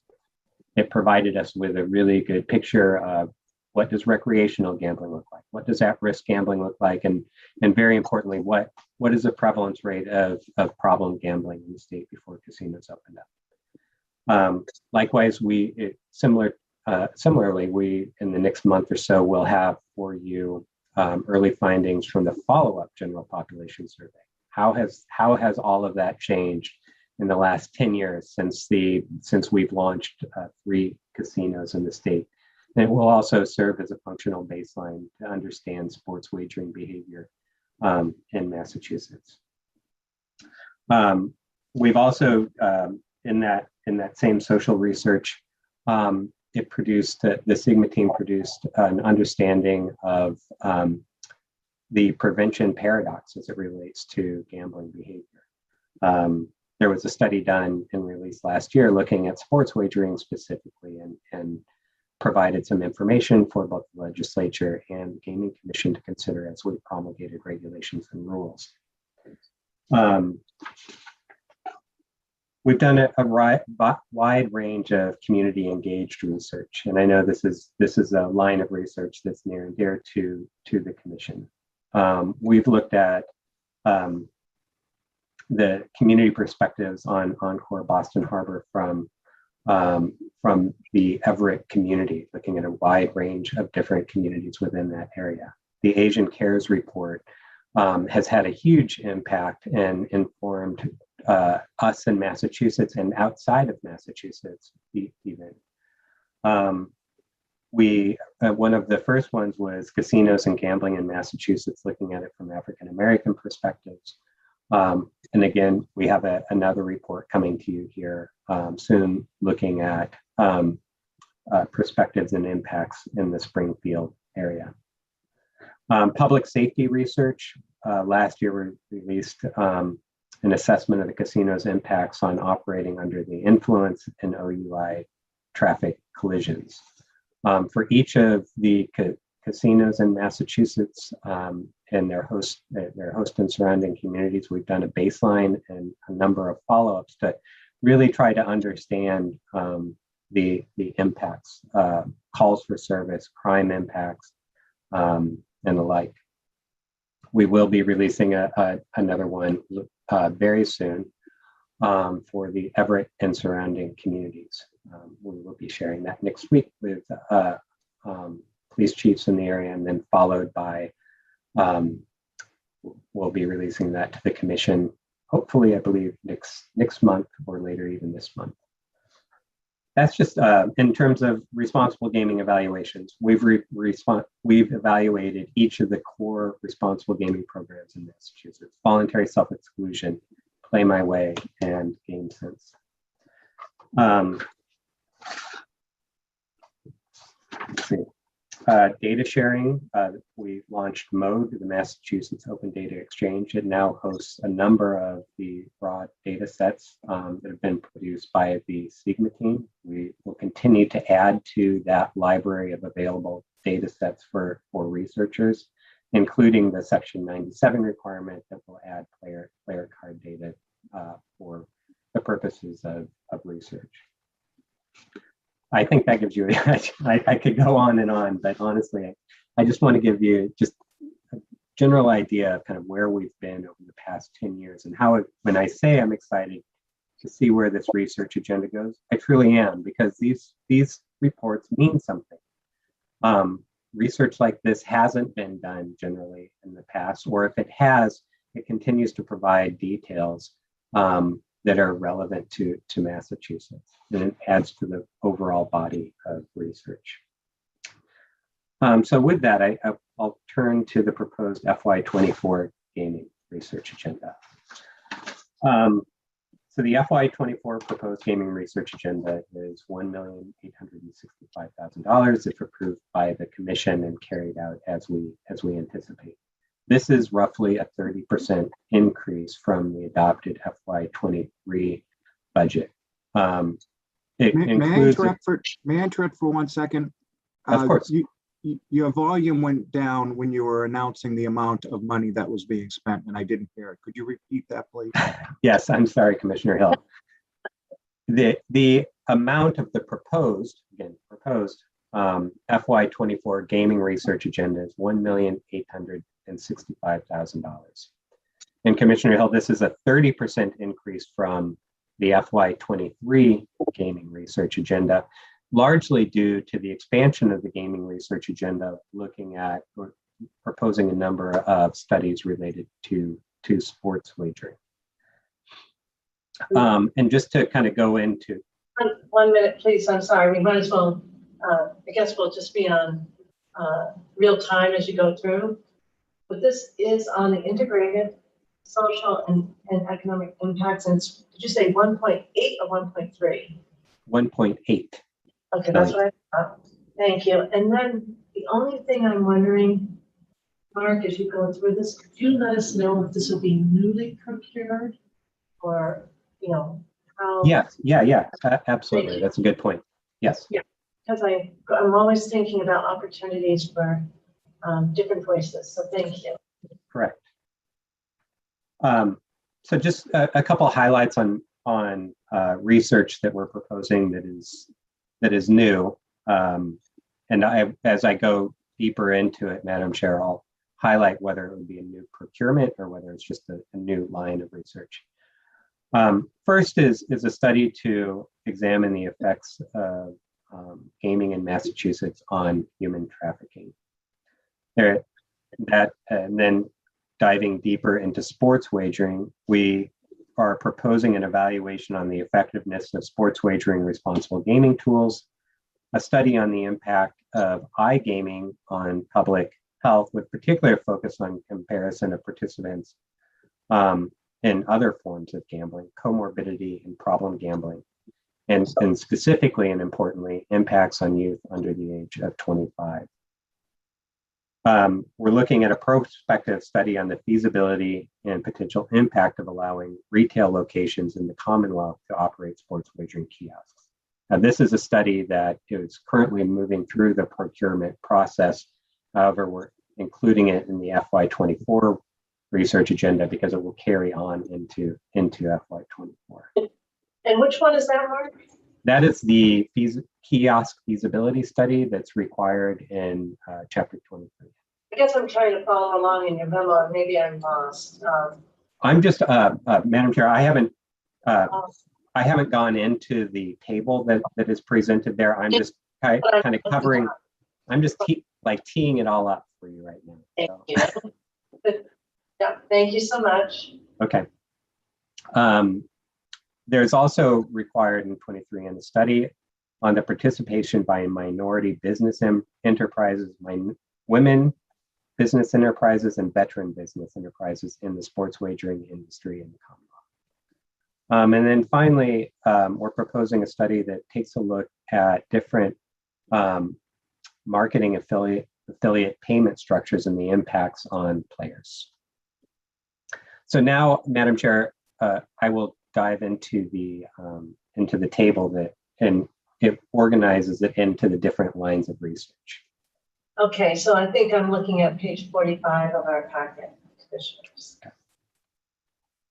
So the first is the FY24 Integrated Social and Economic Impacts Report. And this is drawing data and research that's been produced basically since the beginning of 2015, since Plainridge Park Casino opened, and looking at the overall social and impacts of gaming in Massachusetts. This is a big report that should provide a pretty clear picture on social and economic impacts. Interestingly, this will take work that we haven't really done much with since 2014, when the Sigma research team did a matched comparison exercise, looking at other Northeast regions and towns and cities, and looking at communities that did not have casinos, so that we now can do a comparison of what impact has having casinos had in Massachusetts versus if we didn't have casinos in Massachusetts. This study is a continuation for the Sigma research team, so this would not be a new study. So can I pause there, Mark? Yes. This is one that with the 1.8 million. This is part of the 1.8 million. It's part of the 1.8 million dollar contract? No, it's part of the Sigma contract, the overall research budget, including new lines of research, as well as leveraging existing contracts we have with researchers. The total of that is $1.8 million. So my question is, so that for fiscal year 24, it'd be $1.8 million budget for the Sigma team. No, the Sigma team, and Bonnie, correct me if I'm wrong, I believe is roughly $990,000. So it's about half of the overall research budget, and the rest of it would be spread out across new procurements and smaller procurements that we have. So you can get new procurements, and have those procurements been done yet? No, they have not, because this is proposed at this point. Okay, so it's all proposed. This is where, Commissioners, I would stress that there's a real opportunity to get voices from minority communities, underrepresented communities, and it's a healthy chunk of change. And so, Mark, I know that you've heard me over time, Justice. So I hope that that's an opportunity we can we could see, but so it's about 900,000 for UMass, and then but they would be overseeing the entire research project in coordination with all those new contractors, or no? No, Sigma. There would be new procurements that we would have that would be overseen by our Division of Research and Responsible Gaming. Excellent. Thank you. But we have an ongoing contract with Sigma, or UMass Amherst School of Public Health and Health Sciences, that I believe we're well into it. I can't tell you exactly when that contract ends, but we have at least a few more years left where we're working specifically with Sigma on a range of social and economic impact reports. Much of it is ongoing research that we've had for a while. Excellent. Okay. Thank you. And I said, and Dr. Yes. Bonnie Andrews is on here as well. So Bonnie, feel free to chime in where I'm not being clear too. Commissioners, do you have any follow-up questions on, I'm following up on Commissioner Hill's inquiry, and any other questions on, this is a big piece of the overall agenda, right? And ongoing great work, I see. Yes. Okay. Next is the online panel survey, and you'll see that this is the FY or the FY23 report. So this is the actual report. So an online panel is different from other types of surveys. It relies on an online panel, obviously. We've worked with the Sigma team now over the course of a couple of years to take a look at how we can really leverage online panels versus population-based surveys to give an accurate estimate of the prevalence of gambling behavior in Massachusetts. Traditionally, online panels have not been great in that way, but we believe that we're working towards utilizing an online panel, which is significantly less expensive than other types of survey research. So I think that there's great utility in this. So this report, the FY23 report, will assess changes in gambling participation from 2022 to 2023, as well as the overall prevalence of problem gambling in the state. And as it states in the memo, it creates a template for reports moving forward. This would be overseen by the Sigma research team. Out-of-state visitorship to Massachusetts casinos. It's been a long time, but early on, as the legislature was contemplating expanded gaming, a researcher by the name of Clyde Barrow did a study looking at out-of-state visitorship to Massachusetts and what the Commonwealth could possibly see in terms of people coming to the state to gamble. This proposed study takes a unique look at this using anonymized cell phone data to look at people who are coming to the state and visiting casinos. It's called an AirSage data set.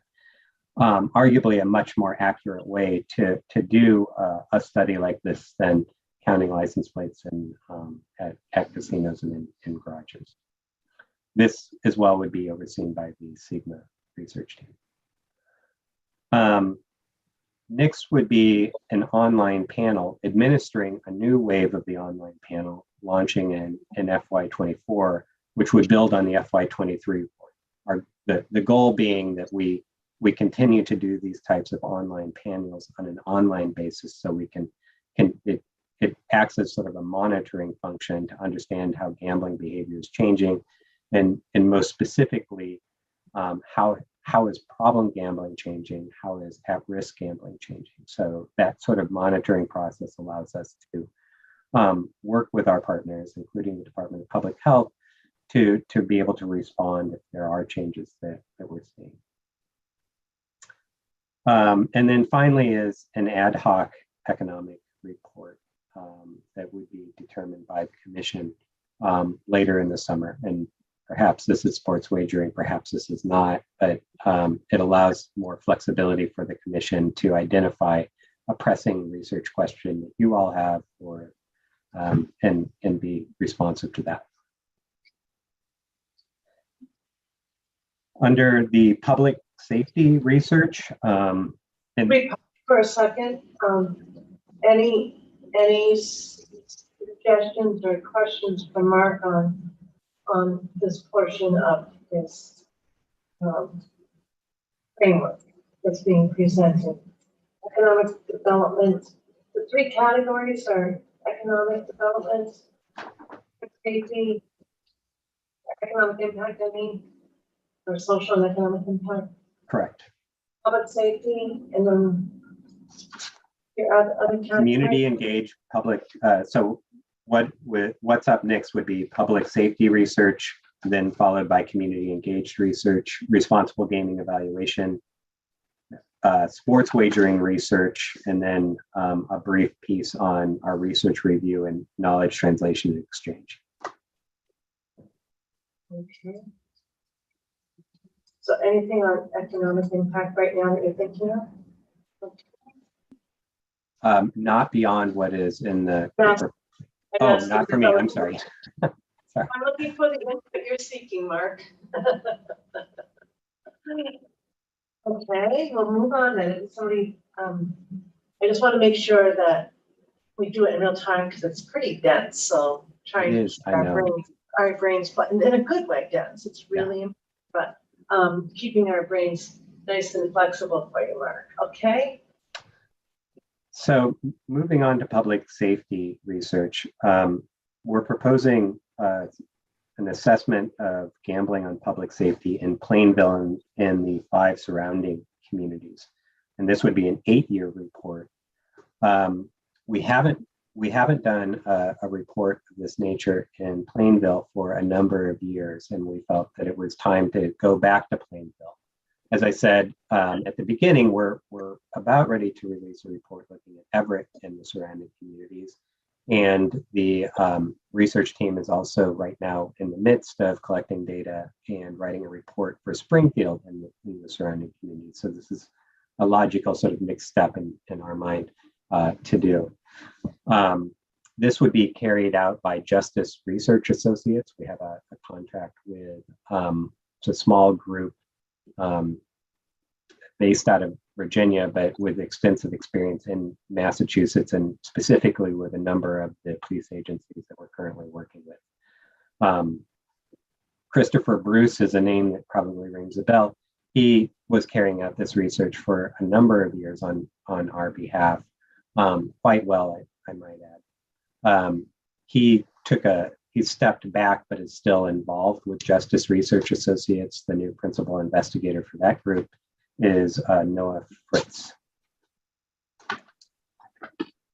Was that done pursuant to a procurement? That was pursuant to a procurement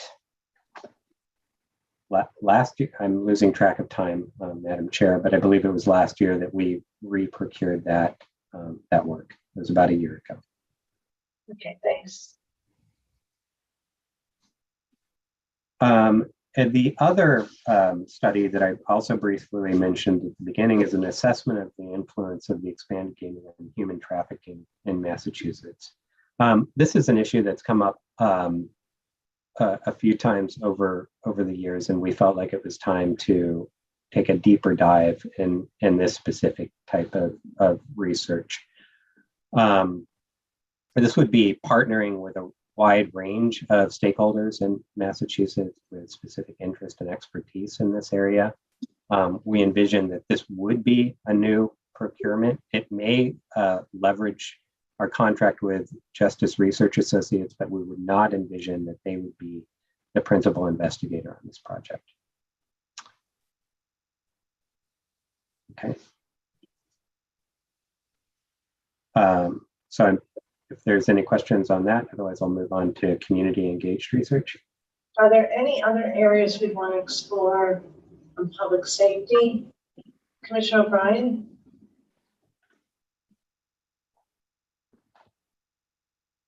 Nothing additional that I can think of right now, no.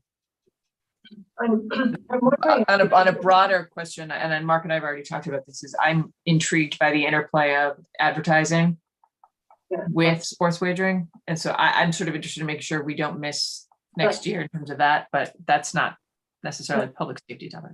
Yeah, that's the category. That's what I was sort of thinking of our categories. Where does advertising? And Yeah. I think top of mind. Can I also throw into the mix for public safety? I'm very happy to see human trafficking. In fact, I just reached out to former, many of you would probably know him, Executive Director Ronnie Jones out of Louisiana.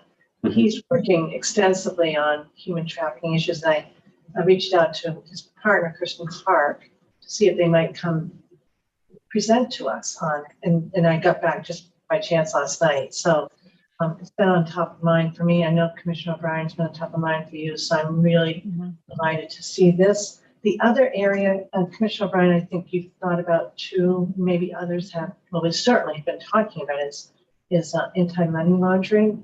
And it seems as though there's new opportunities for that in the sports wagering world. So I don't know if that's too much to bring to take on this fiscal year, but I think even our GEU unit, they want more training. I know this issue has come up, so Commissioner O'Brien. Yeah, I mean, I think training is a great idea. I think putting AML and advertising into what we already have for a framework for research might be biting off more than we can chew next year. But Mark, I don't know what your thoughts are. If it's adding, then there would be more dollars to it, but we could explore looking at what perhaps we would want to defer or not do next year in replace of an AML study.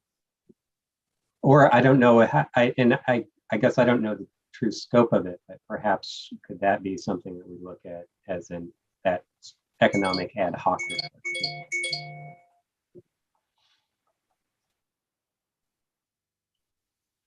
Well, to the extent you can explore kind of on a high level about what's practical, I'd appreciate that. Commissioner, do you have any other thoughts on that?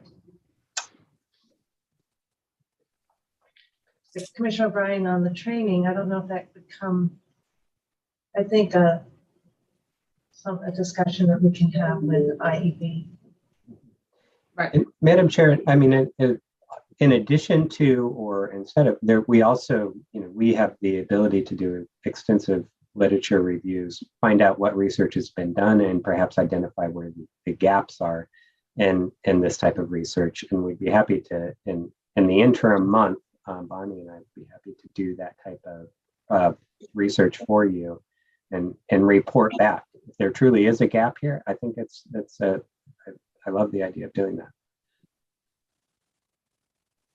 If you have the resources. Of course. Okay, thank you. All right. Okay. Just real quick, that in the area of advertising, we actually, as part of our FY23 research agenda, have a specific study, and I believe it was the ad hoc study for FY23, looking at the impacts of gambling advertising. And so we do have something coming your way, probably later this summer, looking at that. Community engaged research. So community engaged research has been a really important part of our research agenda over the past several years now. This is really intended to dive deeper within communities in Massachusetts to look at the impacts of gambling in ways in which perhaps broader population-based surveys or in research methodologies wouldn't do. So we encourage applicants for this type of research to think broadly, think creatively when they're proposing different research methods. It still goes through the same research review process. So there is academic rigor to it, but it's really intended to highlight perhaps how gambling impacts are affecting specific communities. We wish to extend this, and you'll see that we're proposing 2 new community-driven research projects that would come from the Public Health Trust Fund, where this research is coming from. So it would allow us to work with smaller community-based organizations or nonprofit entities In addition to that, and we're really happy to be working with our community mitigation team, because over the summer and in this last funding cycle, we've extended that type of community-driven research into funding out of the Community Mitigation Fund. And so we would be really happy to be able to continue that work with the community affairs team. They're going through the review process now, and I know that there are applications that would fill this category that they're currently reviewing. So we would be looking to extend that. So we would have community engaged research in a couple of ways, at least two that would be proposed. That would be the sort of community-based organizations would be able to apply. Community mitigation, it requires that it would be municipality or local government that would apply for that funding in partnership with community organizations. I feel like that was kind of confusing, but I'm happy to take any questions if it was not clear. Questions, commissioners? I have the budget question. I may have missed it or not understood. Not on all community engaged research because it's complicated with community mitigation, but just on how you estimate the budget for the two new community-driven research projects. I know they come in with their goals, but how does that work again? Well, so these would be new procurements.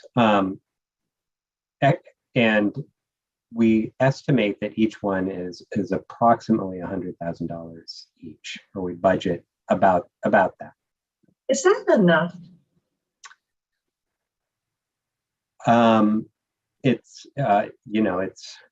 There are times where we award more and they're multi-year grants. And so, for example, we do have examples of community engaged research where it's $100,000 and it kind of starts it off, and then there's different phases of that specific type of research that allows us to continue, and it brings more funding into it. So some yes, some no. Have you found ever that when you're working with we never really asked this, could they have done more interviews, done more in-depth work if their budget had been bigger? In other words, do they indicate budgetary restraints as part of their, exit interview or whatever with you? Yeah, I mean, it's a good point. We work closely, any research team that receives funding from the Gaming Commission, we work closely with them up front through the sort of procurement process and proposal. It's not entirely out of bounds to take a look at where they are and what else could be done. And as long as it remains within the scope of that original procurement, we have adapted the research plan, which oftentimes means that perhaps additional funds are directed to it. But if your concern is that perhaps we need to move more into this fund, that's absolutely feedback that we can take, and we can look at that overall budget and see how we can shift some of the priorities. Commissioners?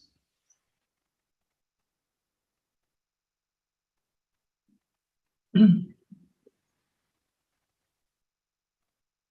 percentage of the budget? You said it's was 30% increase for the 1.8 million. So what percentage of the budget is community engaged research? Yeah, I would need to do the math on that. That's the overall, your overall. Yeah. So, budget. and one point is that any community engaged research that comes out of the Community Mitigation Fund is obviously not drawing from separate and apart. So I'm just looking at those two, the two that we would drive directly.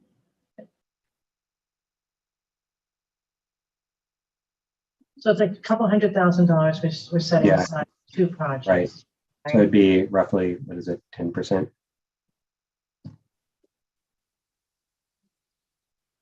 Okay.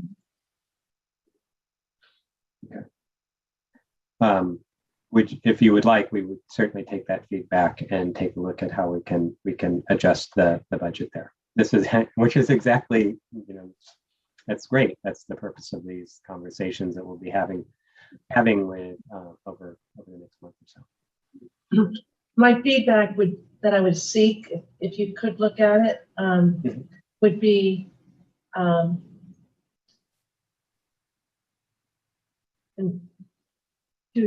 does our budget ever create barriers for getting proposals because it's just too little? Or on the other side, do we feel that there could have been a little bit more depth in our community? And we all, you're very perceptive, we all like these projects so much. Is there anything at the end that if they had had more money, they would have done a little bit differently? That's the feedback if you have it. Thanks. And just one more point on this. Sometimes this is hard research to procure, and identifying issues and organizing, because we ask that there's a community organizing component to this in order to come together to identify what the question or issue is that they want to explore. And really, an area that we should continue to explore is how do we promote this, and how do we talk about community engaged research? How do we do the research mobilization so that we're talking about impacts and it gets people thinking about other ways that we can look at impacts of gaming. Okay. Follow-up ideas from Mark in terms of that issue. I wonder if we're reaching out to various groups across. Commissioner Hill, you may have ideas about this given your past work. Commissioner Maynard, your past work, Commissioner Skinner, as an attorney, Commissioner Bryan, as an attorney, the different types of organizations across the Commonwealth where we could promote these opportunities and market this opportunity in a sort of an effective way to support Mark on these projects. And Commissioner Skinner, are you thinking? Well, I am, and I don't know if this speaks to the community, but I know that the commission's share of dollars from the Public Health Trust Fund has decreased over the past several years. And I wonder now with sports wagering, if there is an opportunity to revisit that at all with the Executive Office of Health and Human Services. I have not been part of any of those prior discussions, but I do think that is a potential source of dollars. I'm very sensitive to Mark's, the budget questions that you asked, and I think they're good ones. But if there is an opportunity to reopen that discussion, I think it's the right time, particularly given that we now have sports wagering to contend with in those research projects that are going to be looking, Mark's going to be looking to fund.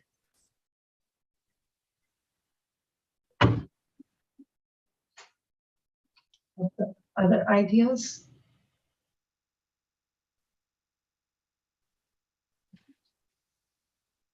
Think about organizations too, to make sure that my point was to make sure to market the opportunity for community-based research projects. So I'll think about my list, others can think about them. And again, I think this is tied to our knowledge mobilization efforts, and that we've really ramped up over the past year or two. And not for this meeting, but for another time, to talk about how we've been, different groups that we've Bonnie and Long and I have reached out to over the past year to share information about our research and to spark conversations about unanswered questions.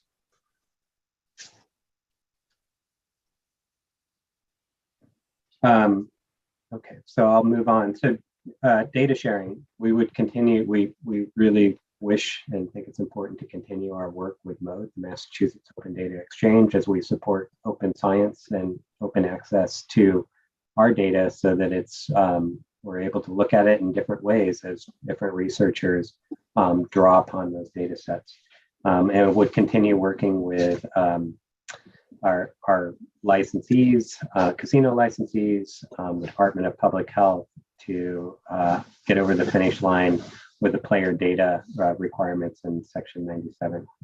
And we're very close on accomplishing that. That would be a great contribution to the MODE data set library, MODE data library. If there's no questions about that, I can talk about responsible gaming evaluation. So, and just anything dealing with MODE, if there's dollars connected to it, at this point, we envision that would be in an agreement with the Department of Public Health to support those data sets and to work with them on the anonymization and data privacy and protection aspects of it. Responsible gaming evaluation. This is a little bit open for discussion. We think it's important to continue our commitment towards evaluating responsible gaming tools and measures that we currently have in place. We have an evaluation of our GameSense program that's currently underway right now. That is funded to it's Carleton University and Dr. Michael Wall. He will be wrapping that up relatively soon. We're probably 3/4 of the way through a 4-part evaluation. We also have an evaluation happening right now of Play My Way at MGM, again through Carleton University, not with our funding from the Gaming Commission or the Public Health Trust Fund, but he secured funding through the International Center for Responsible Gaming to do that. And MGM has been a partner in cooperating with that study to make sure that they get the data and information they need. And certainly we've contributed as needed to that study. Commissioner O'Brien, I was trying to read your body language, just leaning in. Welcome to my world, Mark.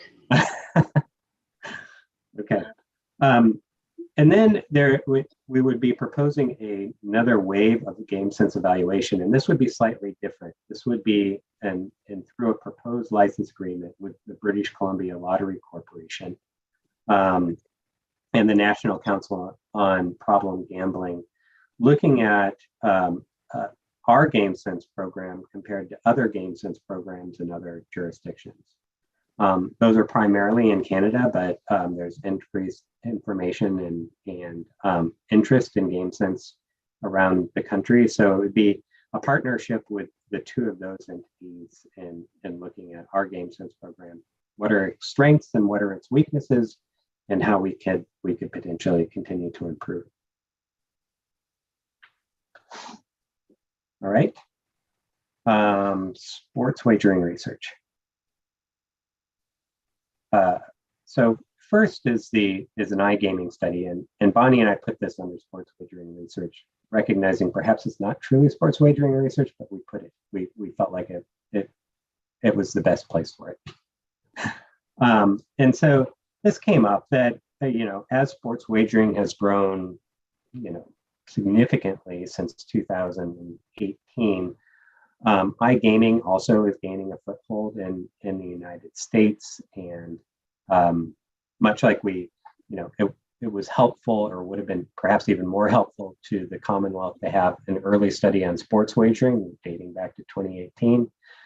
This is sort of trying to get an understanding of iGaming and potential impacts in Massachusetts. This would be a new study and a new procurement if the commission decides to support this type of study. The second in the sports wagering category is the kiosk study, and as I mentioned earlier, this is required in Chapter 23 and Section 20. It's a prospective study on the feasibility and potential impact of allowing retail locations in the Commonwealth to operate sports wagering kiosks. And we're well underway with this right now through the procurement process. We're hopefully crossing our fingers near the finish line of that. We can share more about it soon. the bulk of this work would be done in FY24. The other one that's required in the 2022 Act regulating sports wagering is Section 25, a study on the participation of minority women in veteran business enterprises and sports wagering. As discussed late last year, we decided, or the commission decided, that it would make sense that we would not launch this study until the sports wagering industry had a little bit more experience under its belt, so that it would be we can take a look at it when it's closer to full stride. That would be, we believe, probably sometime mid FY24 that we would be commencing on that particular study, but that is required by statute, so we will be doing that study. And then the final one, and I absolutely, this was an idea that tracking all of the information that's been coming before the commission as we struggle through these issues dealing with sports wagering advertising, rather than sort of compared to the general study of advertising impacts that's being worked on right now and will come to the commission over the summer. This would dive deep into one specific area that seems to have garnered a lot of interest, and it would be a study on different existing marketing affiliate payment structures and impacts on players. Again, totally open, but we felt like advertising has been such an important issue in the Commonwealth and the country. We really wanted to continue our research in this specific area. Brianne asked for it. That's right. Right? That was one of my questions. Is that really Brianne during the roundtable said that? Actually, that's a good question. I don't recall where it came from, but perhaps that's right. And I thought you guys were in cahoots. Oh, I don't know. Commissioners, do you remember Brianne raising this in the third-party roundtable, that it's an opportunity for us to be thought leaders in this area? What's the budget for this one, Mark? I do not have. Bonnie, do you recall if we had a specific budget line item on this? We must have. Was this in that general sort of $100,000 range to $150,000, much like some of the kiosk study or the minority and women-owned business study? I think so, but I can take a look. Okay. Commissioner O'Brien, you had brought up advertising earlier. Is this what you've been on? Or do you have something broader? I had forgotten that Mark, when we talked about it, that Mark had been able to tweak a little bit for this year as well, so that we weren't missing the boat. So this is sufficient in terms of everything I can think of right now. I'm sure as soon as we get started and we actually do procurement, I'll think of something else, but. Commissioner Skinner? So I think that the Attorney General's office, First Assistant Pat Moore, I think that he had mentioned,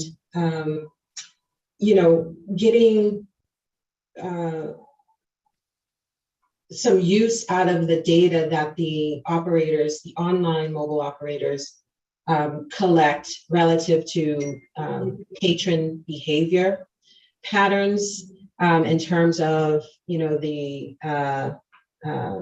pause of the wagering and those kinds of parameters that they have available to them. So I don't know if where that intersects with what you have in mind under the advertising piece, if at all. And if it doesn't, should we consider, that arm on the sports wagering side? Right. That's a really good question. That would be different than what I was thinking about for that specific study. But you're right. I mean, there has been a lot of work in this area collecting primary patron data in order to develop risk markers and interventions. Whether that would be, I'm thinking, Commissioner. It's definitely an area of interest that it's something the Attorney General pointed out, and I completely concur. We've been exploring this area for a while now.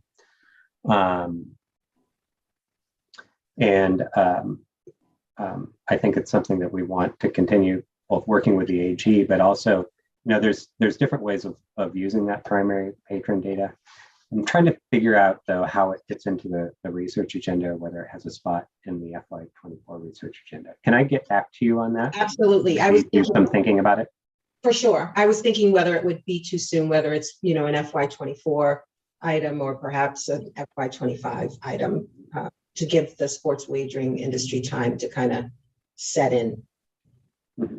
Right. So we had also talked about exploring how some other states are by regulation mandating the operators start to collect and do some work on that. So I had envisioned that as more something to have the conversation on the regs and the RG side. Do we want to put other parameters on the operators in terms of collection, use, and their analysis of the data, the way like New Jersey and Colorado are doing?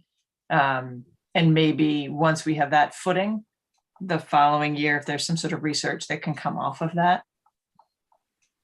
Once we have it in place or right. are working in this space, how do we evaluate the effectiveness of the delivery? Right. Yeah. Right. I like that because it gives us an opportunity to understand exactly what data is available. Yeah. Right. Commissioner Mayor? I think Commissioner Skinner and Commissioner O'Brien really captured what I initially went off for, but I was going to see, Mark, have you not got these comments? What was kind of what you were looking at in regards to this?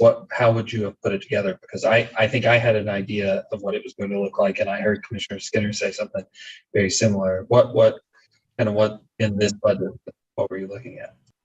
For the advertising piece of it? The advertising piece. So, well, specifically looking at marketing affiliates. I'm sorry, Commissioner, is that, yeah. So what we've seen is that, marketing affiliates work in different ways. They have different structures. And there's been questions about what is the impact of that on player behavior, recruiting players and encouraging play. And so, and retaining customers to certain operators. So I think that we would be looking specifically at the behavior piece of this and how those different structures are affecting play behavior.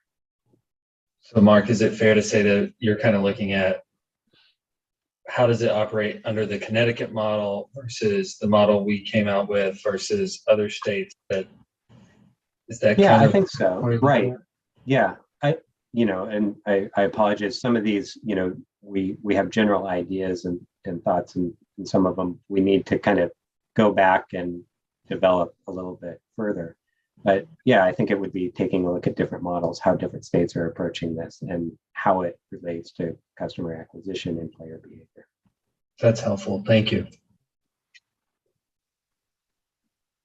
Okay. Any further comments, questions?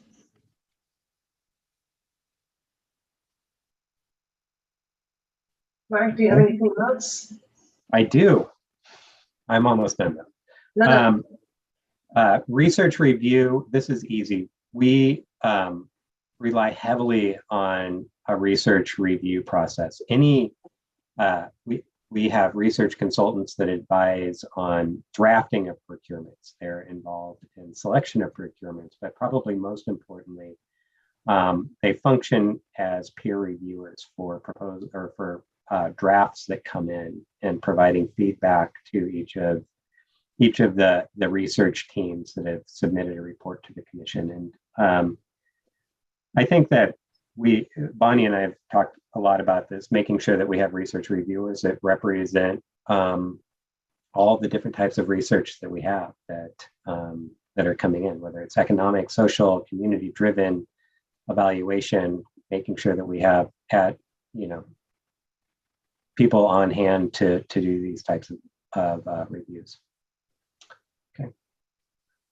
And finally, yeah. because I'm not sure if everybody knows this, but you do have a committee now. In terms of, so you're saying you're going to expand the membership, and can you just say, I love what you just said in terms of. Yeah. Okay. How do you select your research review committee members? And maybe we should at some point meet them. I guess, I don't know if commissioners have known about the process, but we do have a rigorous review committee, and so it's an opportunity there. Yeah. We have, I think, maybe, Bonnie, correct me if I'm wrong, maybe around 7 individuals who are highly skilled, highly experienced in various aspects of research, whether it's analysis, methodology, economic research, social research, qualitative, quantitative, you name it. I think, especially with Bonnie coming on board, we've had more conversations about, is this the right mix? Are we missing something here, given what we're wanting to procure, especially as we're extending into sports wagering research? Is it time to bring in some fresh perspectives and ideas for our research review committee? This is something that we brought in maybe 2 individuals over the past 12 months to join this research review committee, and I think it's just it's a process of bringing people on board. We use them as we need them. So, for example, a draft will come to us, and Bonnie will reach out, whether to the entire group of research reviewers or to specific reviewers that we know hold expertise in an area, and she'll invite them to participate. And they're paid on an hourly basis for the services that they provide.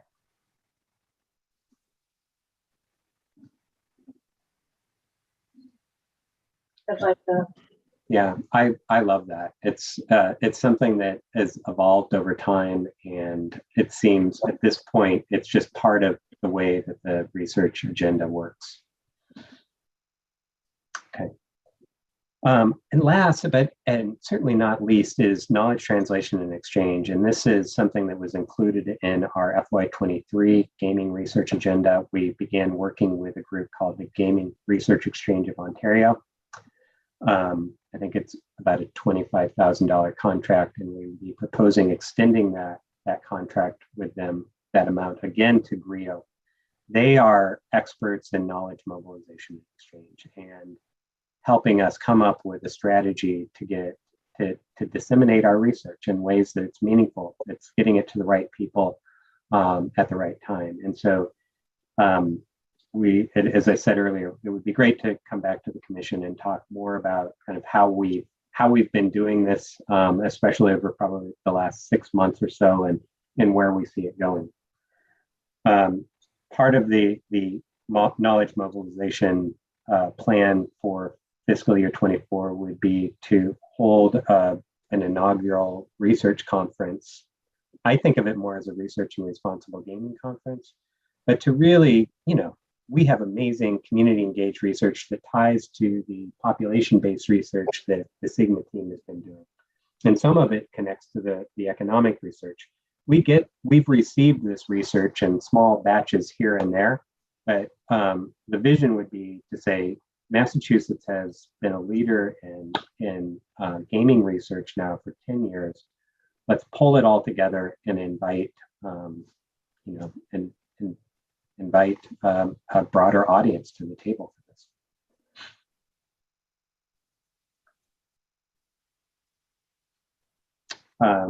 So that's the extent of it.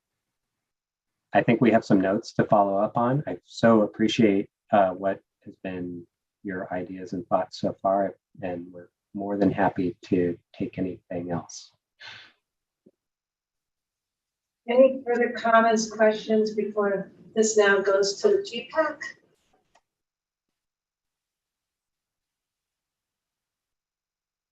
All right, so we don't take any formal action today. No. Yeah. All right. Madam Chair, Yes. I just want to give a quick shout out to Bonnie. So Bonnie, we don't get to see you too often. So when we do, we want to recognize the good work that our team does. And I've been working with you now with the community mitigation group, and your insight has been invaluable on what we're trying to do with the new grants that we hope to be putting out this year. So I just wanted to say thanks for all that you're doing, and Long we love as well. And Mark, the great work that your department continues to do year in and year out. Just wanted to give you a shout out for that. Thank you. Can I just say, Bonnie started with the commission in November, and her perspective and expertise as a clinical psychologist, as an epidemiologist, is fantastic. And we generate a lot of research in Massachusetts, but it's not all. Bonnie has been great about it. If you identify an issue you want to better understand, she'll look at what we've done, but she'll also look at the broader body of research that exists on whatever the specific topic is. So it's great. So thank you, Bonnie. Thank you. It's been really, really wonderful being here and working with you all. So thank you for everything that you do every day for the Commonwealth. Thank you. Thank you, Bonnie. I think there were about 5 of us lined up outside of Bonnie's cubicle the other day because we keep on wanting to think about taking advantage of her therapy background. So, and then it was, or we'll eat Commissioner Hill's donuts. We didn't know which to gravitate. So, we're very happy to have your expertise and participation, Bonnie. Thank you.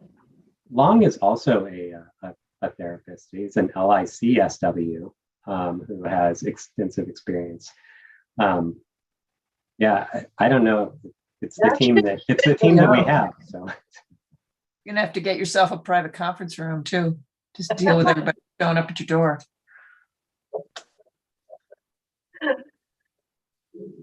Really helpful. That's good to know.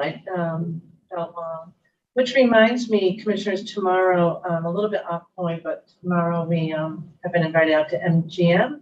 Mark, do you want to just go over what's expected, and do you know the programming a little bit? Otherwise, Mills can remind us.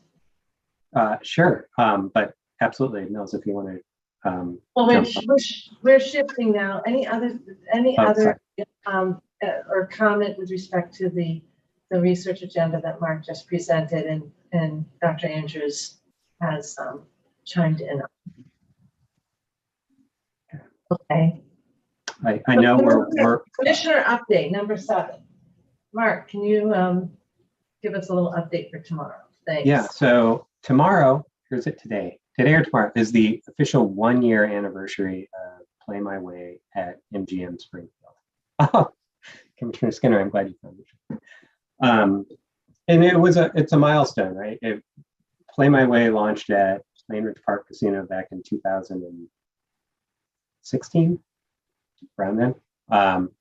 It launched at MGM Springfield 1 year ago, either today or tomorrow, and it launched at Encore Boston Harbor in September. And so Massachusetts, first state to have this type of a play management feature on every slot machine in the Commonwealth. You can set a budget for a day, a week, or a month, and it provides you with reminders, lets you know where you are, so you can make that informed choice about whether you want to continue to gamble. All of these operators have been partners in this endeavor. This is not a regulation. This is our operators stepping forward with us and saying, this is important. This is technology that we think is important to be on slot machines. And interestingly, it's also available on every sports wagering platform now as well. Same play management, pre-commitment features on every mobile operator site. So the 1 year anniversary just kind of marks. We'll talk more about how many people have enrolled. What does it look like specifically at MGM Springfield? There several people have been invited. I don't know. Tom wants to say more about that. Yeah, no, the team at MGM Springfield was great to reach out, noting the year anniversary of Play My Way, and also the end of Problem Gambling Awareness Month being tomorrow as well. So they thought it was a ripe time to invite folks to talk about these initiatives to their property. And they were so kind to invite Mark and the commissioners, and I think everyone is going to be there. So it's going to be great. I know last year we were able to do an event, but the commissioners were unable to attend due to a meeting that was scheduled. So this will be a great one-year celebration for Play My Way. And just a call out to the GameSense team at MGM, actually at each site, but as tomorrow is MGM, the MGM GameSense team has, day in, day out champions of Play My Way and responsible gaming on site. Play My Way has the enrollment and the numbers and the success it does because GameSense advisors talk a lot about setting a budget and the role of setting a budget when you consider your gambling.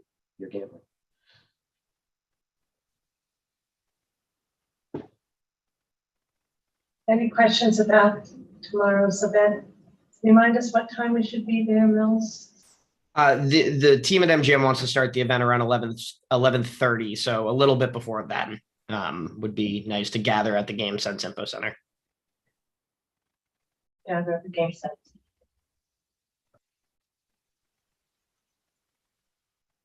Which is beautiful now. Okay, any questions? Okay, commissioners, do you have any other updates or anything you want to bring to our attention, Commissioner Skinner? I just have one item. Commissioner Hill, it's the day for shout outs. My shout out goes to Long, Lily, Paul, and Dave. We were riding down the elevator one evening, a couple weeks ago.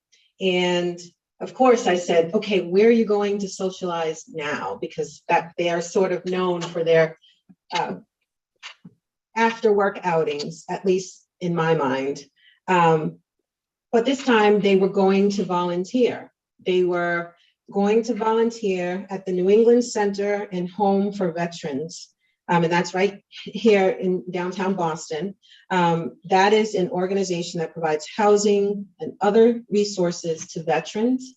What they were engaging in was serving meals, participating in the meal service and serving dinner to those veterans. So I just wanted to give a shout out to those individuals. And I'm sure they are often joined by others because I understand this is a regular occurrence for them, but I think it's a really good thing that our staff is serving our veterans in that way. And I just want to give a big thank you to them for that work.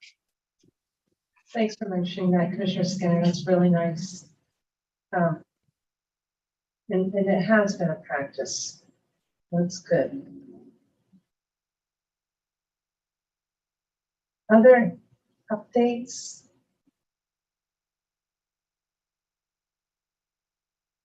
Okay. Then I will take a motion to adjourn. Move to adjourn. Second. Okay, any other edits or concerns about adjourning? All right. Commissioner Burke. Aye. Commissioner Hill. Aye. Commissioner Skinner. Aye. Commissioner Maynard. Aye. I vote yes. Excellent. Thanks, guys.